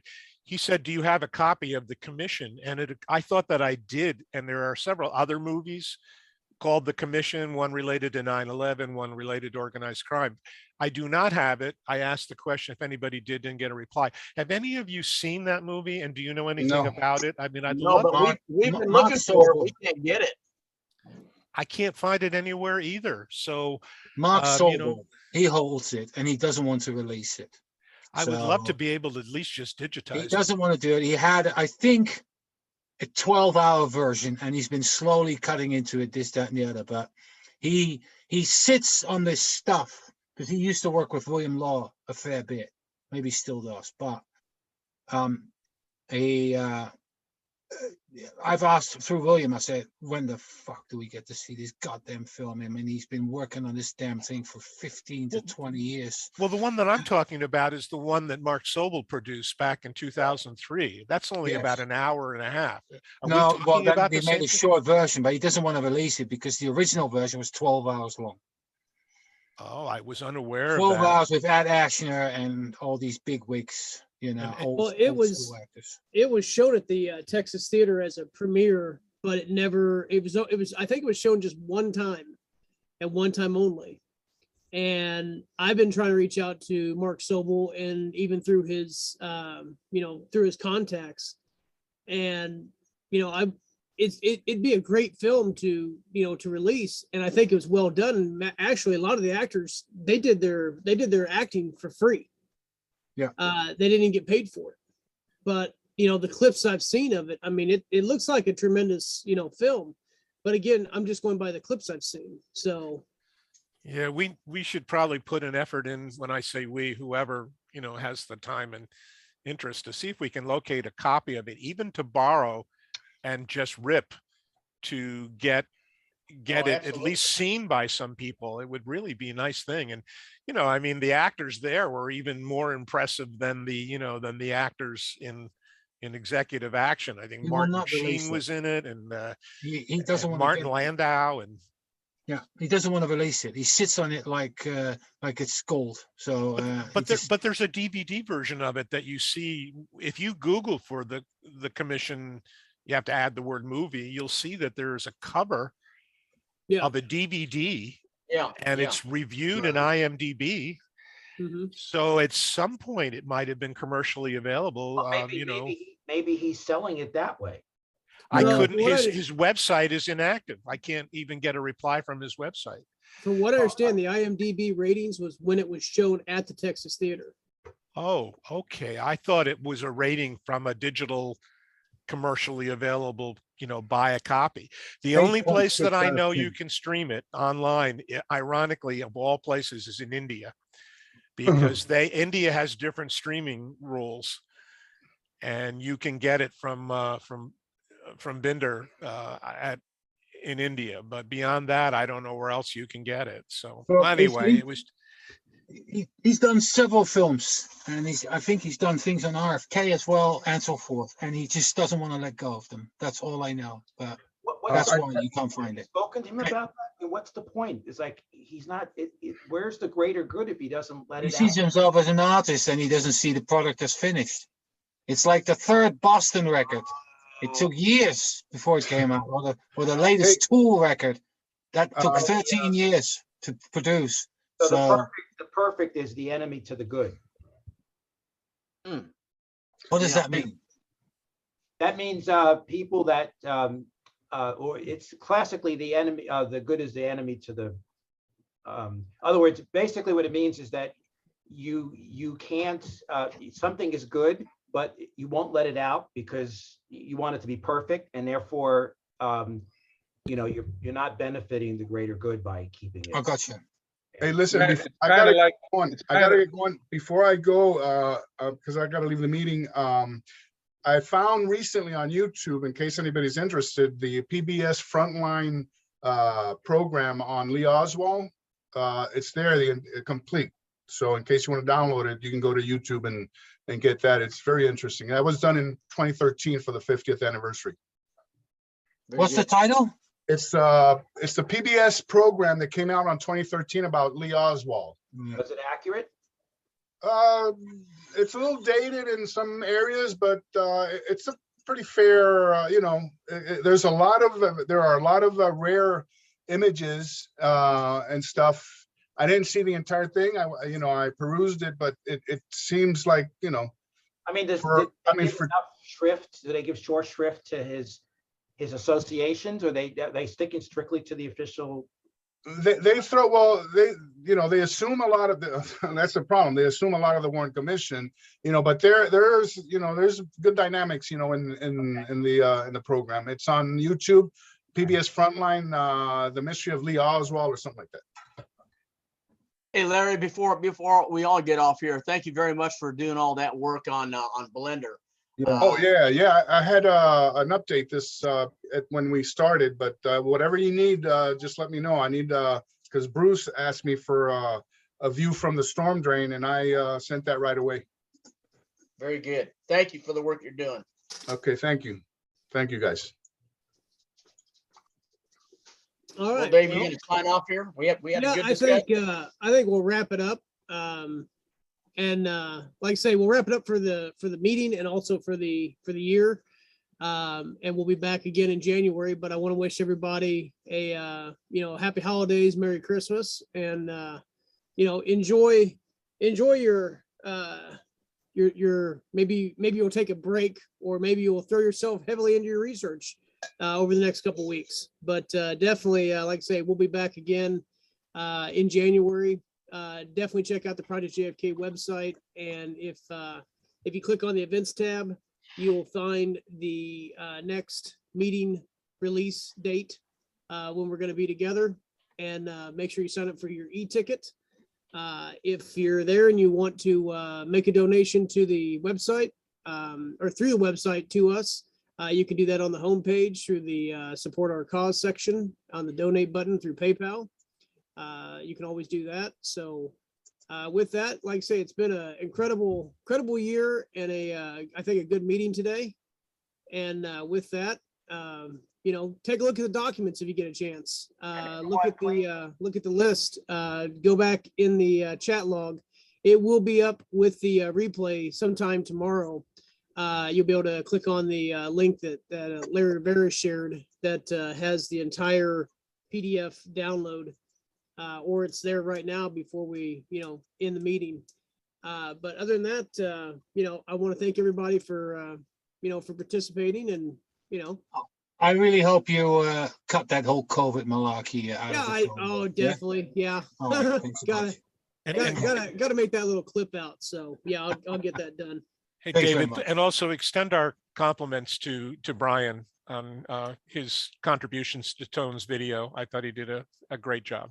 Yeah. Oh, you do. absolutely. I'll do that. And maybe if we get a chance, Bob, we can talk. You said you've got a press kit in one of those papers. If you might maybe make a donation to, put that in our archives, that'd be something. I've never seen the press kit. I've seen the newspaper. I don't own a copy of it, but I've seen it. Maybe we could put that in, if you're willing to donate a set of that, maybe we can put that in the Project JFK archives. I'd be happy to talk with you offline, David, about that whole concept. As you might imagine, I'm Casey's age and I'm thinking about my collection. And in fact, the last month I've been going through stuff and finding things that I had no idea that I had. And I have some locations and whatever that I'm considering. I know libraries are remiss to take it because they just don't have the room. Right. So we can talk about that. But at minimum, Casey, I'm sorry, David, I'm going to make a note. I'm going to scan all of those documents, at least make them available to you digitally. That'd be great. That'd be great, Bob. We appreciate that. All right. Well, with that, again, I'm David Knight with Project JFK CSI Dallas, and I'm going to bring the Journey meeting for December to a close, and we'll see everybody in 2022. Stay safe, everybody. Look Thank forward, you. yeah. Have a good festivities. Ciao. Thanks again, everybody.